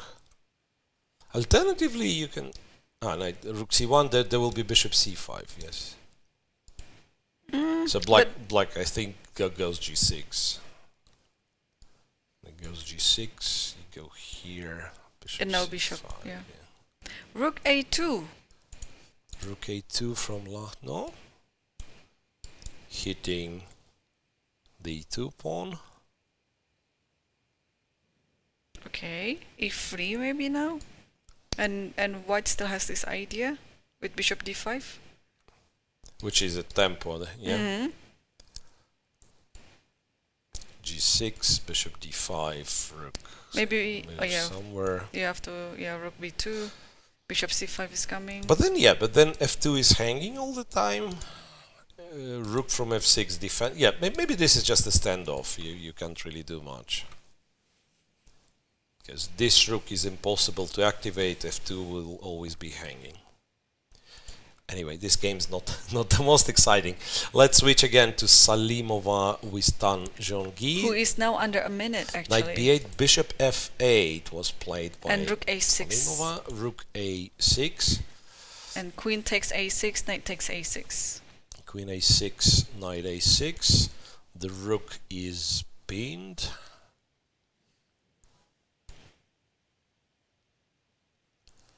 But yeah, but that's it. It's a position down the queen. It's what? Queen for the rook. If you take e7, it's queen and knight and some pawns for two rooks. This is impossible. This is impossible to save. And Salimova, I guess she would resign if not for the time trouble. Sometimes, like in a time trouble, you just keep making moves. Okay, but she has 20 seconds left, and then took she on e5, yeah. took on e5. I think. Okay, queen c5 is there. What else is there? Queen c5 with the idea of c2. Even simply taking on e5, I think it should be fine. Just like you take back on yes, e5. fe is already on the board. So now you'll have to take e7. This is where black takes on e7, right? Go here, queen c5, And then just push anything, c2. yeah. Yes. Go knight c7, king b7, push c2. Yeah, bishop takes d5 is on the board. Bishop takes d5. d5. Ah, so she decided to take this guy. cd. And bishop e7 and rook e5 kind of thing. Takes on e7. But I have a feeling that after queen c5, c5. It's nothing to talk about. Queen c5 and knight c7, yeah. and just the king is safe. Yeah. And queen c5 is now on the board. And after king g2 maybe. King g2, then c2, and only move is I think you have to play rook c1, yeah. But so okay, gotta be careful still. Although after c2, rook c1, rook e2 is coming. But I mean, maybe you don't play c2 No, at it's all. okay, Just it's okay. consolidate. c2, rook c1, But queen why? c6. Why do you need to calculate anything? Like you're a bajillion pieces up. Just like play a couple of consolidating moves. Like maybe move the queen, go knight c5, Yeah. right? Yeah, I agree. c2 should win. Then Queen how c6. queen c6. Ah, so you want to go d4, D4, and D3. d3. Yeah. Maybe that's the fastest way to win. I don't argue. Just that I'm so tempted in positions like this to just switch off the brain and not calculate anything. Yeah, just knight make c7, solid yeah. moves, you know. Because I know I'm winning, right? It's just like not to blunder anything silly. But yes, you're right. In fact, like c2, rook c1, queen c6 is a forced win. And because she's then- being principled, just play knight c7. It is on the board, and she played I don't this. see any way on how to defend this at all, yeah? Maybe knight c7 is the fastest way because no, Rook takes it didn't f5. work. I thought after knight c7 maybe your opponent resigns and then it becomes the fastest way. And now maybe it's time to push the pawn. Or queen d4, centralizing the queen. Which one would you pick? Wait, now you can you just win by force, right? You can go c2, this, and like queen e3 or something because too many things, too many double attacks. Yes. Queen c6, so she's not in a hurry. Queen c6 already played. d4 is coming with a check. c2 is also the idea. Yeah, so she's unpinning the d pawn, and we'll move it forward as well. Now this is done. This is done deal. One more move to make the time control. Asaubayeva still. Yeah, now on her move 40. She's on her move 40, And there is a resignation. You are right. he did not reach move 40, you're right. She One was more close. move to the time control though, and then you She will lose was your bet. close. Yeah, she was close. But So- to be fair, this game was decided much earlier. It was a very unbalanced game, and it has to be said, like knight d6 was a very brave, somewhat speculative, but very brave attempt. And at some point, if I'm not mistaken, there was a resource for white. That just Salimova didn't find it, but there was a resource for white to almost keep the balance. And then later on, Tan just defended everything. So yet another win with black. Another win with black. A lot of wins for black. And in Tan this is tournament. still 1 point away from Goryachkina, the leader. So still not over yet for Goryachkina. Absolutely. Yeah. If the remaining 2 rounds Tan can win, it would be depending on Goryachkina's result as well. Okay, let's move to Assaubayeva's game. Yeah, because Tsolakidou Lagno, despite that it's like move 30, some say time trouble you can call it, but nothing happens really. Assaubayeva with Divya, So- we've reached, it actually went After queen through, f4, let's through see. my line, yeah, so bishop g2, king g2, knight here, Rook e1. Yeah. d1, rook a8, rook e7, rook d8. Aha, so we are not winning the material immediately. How come? And what's So- interesting, the evaluation is +2, and now I don't understand why. G5. I think this is the right move because G5. yeah, you're anticipating king f8 King with f8, f6. and you yes. just defend with f6, and it's like total paralysis, right? And Yeah. nothing moves. Knight And takes she and did rook play b7. g5. Wow, brilliant. Yeah, she did. Brilliant. I think it's all in one calculation. Yeah, That's the She- part of the yeah, plan. yeah. I get She there. wouldn't get this otherwise. yeah. Yeah, she wouldn't get this variation if she didn't see g5 on the board. Yeah, and that's a well played, because knight f6, now b7 falls, and also c5 will fall, and yeah. And Divya is in time trouble right now because she has 1 minute and 20 seconds left on the clock. And still like 10 more moves to reach time. 10 more moves for Divya, 9 more moves for Bibisara.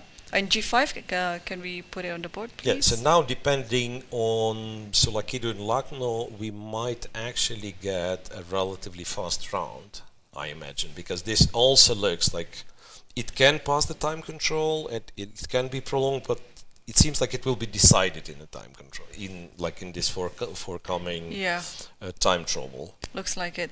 Let me think what's after g5. Is there any other move after G5, apart from king f8.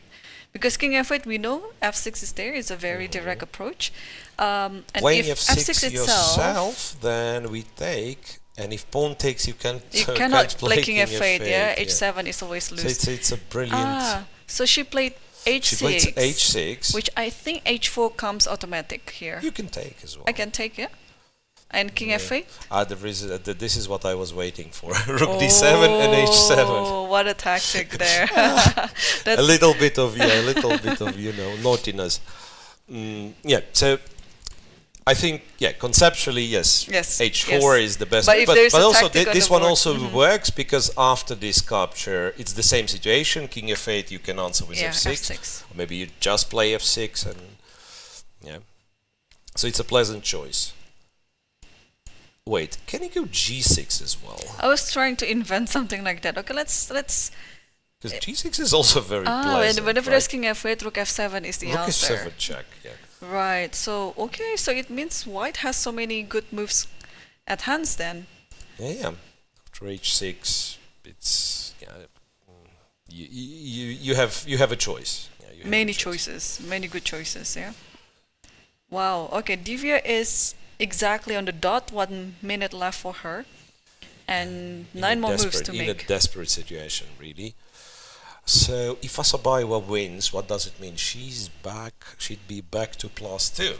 She'll be, I think, So on the clear third. I mean, depends on not clear Tsolakidou. third. No. Maybe sharing the third place with Tsolakidou, because Tan Zhongyi will be on the clear second. Yeah, so it will be Goryachkina in the stratosphere somewhere. I lost count how many points she has. After 7 rounds, it must be 6. 6, yeah, with 2 2 draws. 2 draws, and all other are the wins. And Tan So Zhongyi on 5. Tan Zhongyi will be on 5, and then Assaubayeva on 4.5 if she wins, and Tsolakidou 4.5 if she draws. Yeah. And h4. h4 played, h takes.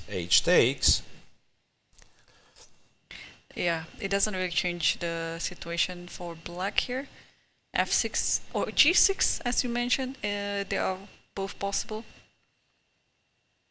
I mean, for Bibisara's next move. Yeah. King f8. So f6 is now coming in. For sure.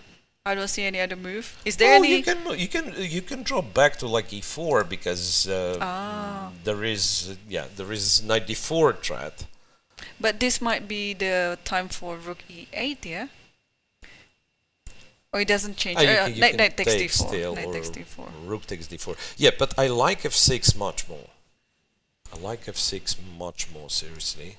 Like, why would you move the rook from the 7th rank, right? Like, just go f6. Yeah, and Like, black is rounds out of paralyzed. moves. And while black is being paralyzed, you can use the momentum to bring the king in, yeah? Yeah, f6 obviously is the nice move Yeah, there. feels like a right move to play. Yeah, maybe king f8, king g8 with the idea to go king h7 with the idea to go king g6. This could be a try to survive. Bibisara still has enough time on the clock. She's thinking right now. Maybe also there's a feeling when you're playing f6, concretely it's good, but also like principally you're letting the f6 pawn kind of weak, and then you have to keep calculating it in every move whether it is being captured or not. So maybe your move like rook e4 here is more principled. It keeps the tension, it keeps the initiatives and advantage for white without being I'm trying to understand like what's the plan? What's the plan if they go king g8 back? Probably bring the king. King f3, Yes. king f4. Yeah, black's problem is like it's impossible to activate stuff. Yeah, like you're everything right. is so passive. We'll see. We'll see. Now that I think you've convinced me that maybe we need to play like rook e4 or something, not f6, but f6 also looked great. We might be seeing the end of the other game. Can we quickly switch? Tsolakidou with Lagno. Tsolakidou, Yeah, Lagno. they found a way to trade all the rooks. Now there is like zero doubt it'll be a draw. Again, some glitch in the PGN. I think what happened in reality was rook takes d2, rook takes d2, rook d6, And then and a takes trade everything. on d6. And And then now bishop d5 already played, followed by king they g7. just have to get to move 40, and this will be it. Yeah, so I guess we are staying with Bibisara's game. Yes, then. yes, and f6. f6 is on the board. Now this is what I'm liking from this position. So gf, gf. GF, GF, and I'm trying to make an argument for king g8 and then run to h7, g6. Let's say if white... Ooh, but f7 is always hanging. Yeah, but the rook f7 and king g6. That's what I thought. By the way, the evaluation did drop. Ooh. The evaluation did drop, so I'm guessing this is the plan. King g8 is already on the board, by the way. Yeah, I think you're right. King g8, let's say if I do some random nonsense, like, okay, king f3 is maybe terrible because I run into a check. Say, just pass the move. King h7, check, king g6, win this. And also, like, you know, all the pawns disappeared. So sometimes, let's say somewhere here or here, the fact that black pieces are stuck in this side sometimes would allow me to win something on the king side. Now, if, let's say, if these last two pawns getting exchanged, there is no king side. And maybe like the whole sequence of moves ends up with you winning one pawn on the queen side, but there is not enough material. Sometimes even this can be the case. Yeah, king g8, nice solution. Yeah, what to do after this then? Well, maybe the advantage is gone. I don't know. Because once the pawns on f file, it's they're being traded, and then the king is active, then black is no longer being paralyzed here. Yeah, okay, one guess that I had is like, it probably doesn't work, but just to check, like if I try to do something like this, how real my chances of winning this are. Take here, king f6 and king e4, probably not very real. No, I That's don't like, think so. okay, two connected pass pawns. Yeah, maybe but I'll the b7 pawn stops one of them, yeah?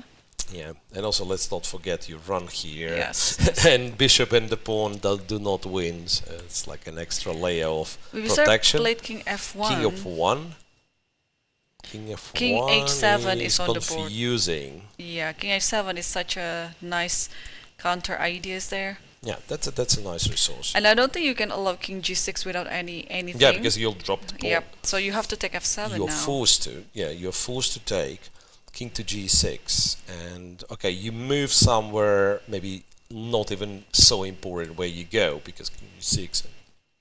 h7. If you try to remain on the 7th rank, I'll just chase this rook with the king all the time. Yeah. If the rook leaves, then all of a sudden black can go like rook f8 check, rook f5, whatever. Yeah, black is getting very active. So Bibisara played a fantastic game, and then when it was that close, I guess this f6 wasn't the greatest. Yeah, nice defense by Divya. King to h7. The other game, Tsolakidou with Lagno, they're slowly reaching move 40. So I guess when we see move 40, we probably can, you know, switch to this game just to witness the handshake. It's a draw. I don't think. Wait a second. No. She must be thinking about e5 now. Would it be? Yeah, like e5 takes here. Takes g5. I mean, you can take e5. Yeah, but you would like to keep, you know, having the same material balance. Yeah. King f3 takes on f4. It is already on the board. And maybe later put the pawn on h3 and... No, I know what to do. We go e5. Okay, like I don't know what black is doing. Like we go e5. And we go here. And this is where black understands that there is no chance of winning this one. I go to h1 and this bishop will be traded for the b pawn.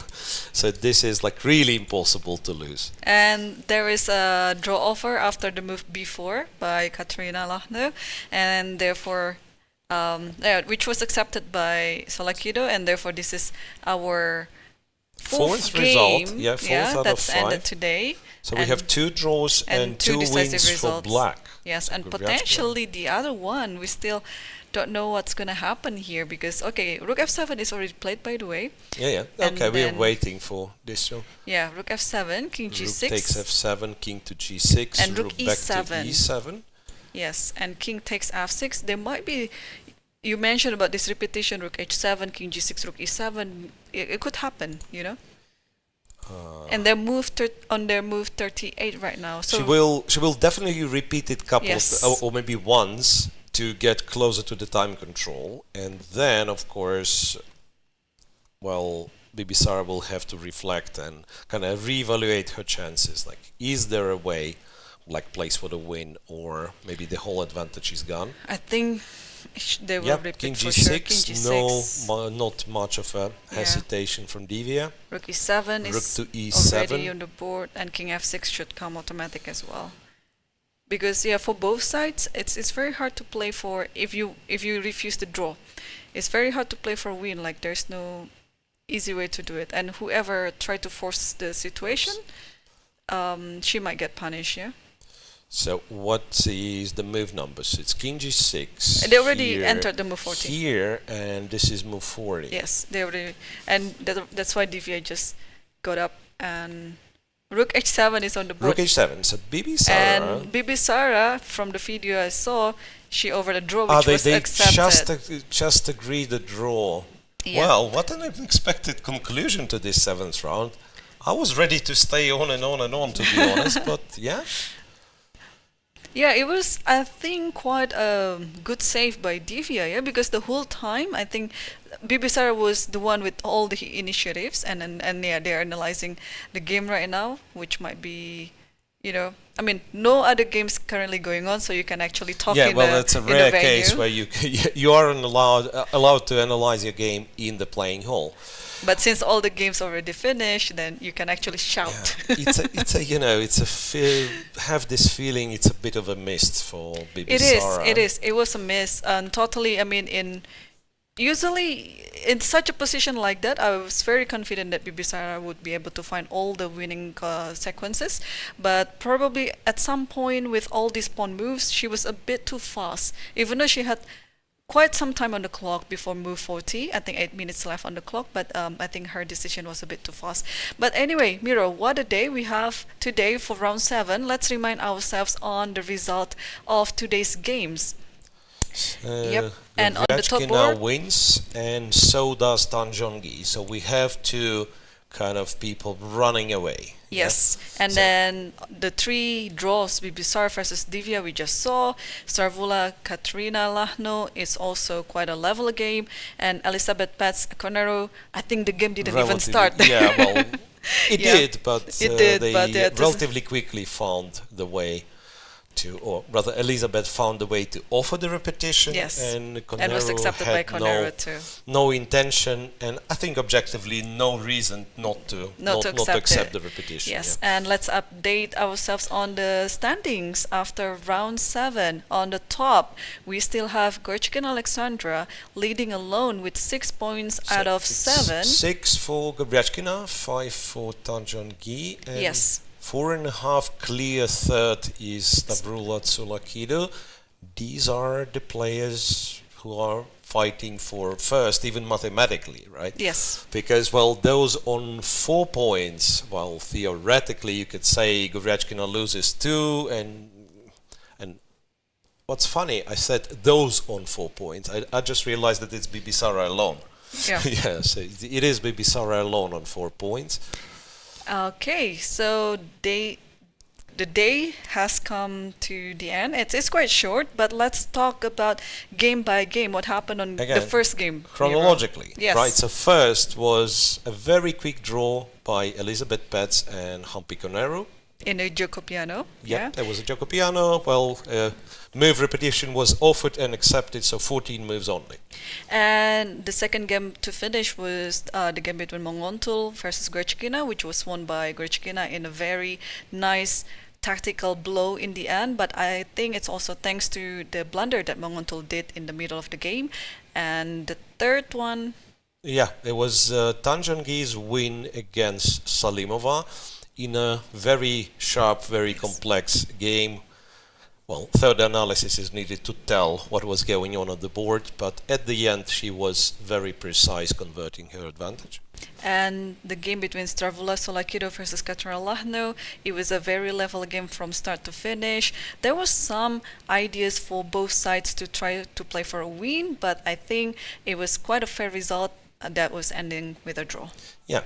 Bibisara Assaubayeva, after an original opening, got some advantage against Divya Deshmukh, and at some point we thought that she will succeed in winning. However, in the pretty much winning position, close to time trouble, a couple of mistakes, and the advantage was gone. So good defense by Divya in this game finishes in a draw. Well, with 2 rounds to go, Yes. still, very, very interesting tournament situation, but the clear favorite, Goryachkina, Remains, of yeah. course, with 2 rounds to go, with 1 full point. Tomorrow we'll be coming back for round 8, so stay tuned because the battles will still continue. 2 games left, anything can still happen. Who is going to be the winner might be decided tomorrow, so don't go anywhere. Tomorrow we'll be coming back on the same time, same place. I'm Irene and Miro with me. Yeah. Thanks for See watching. you guys. See you tomorrow. Please join us tomorrow.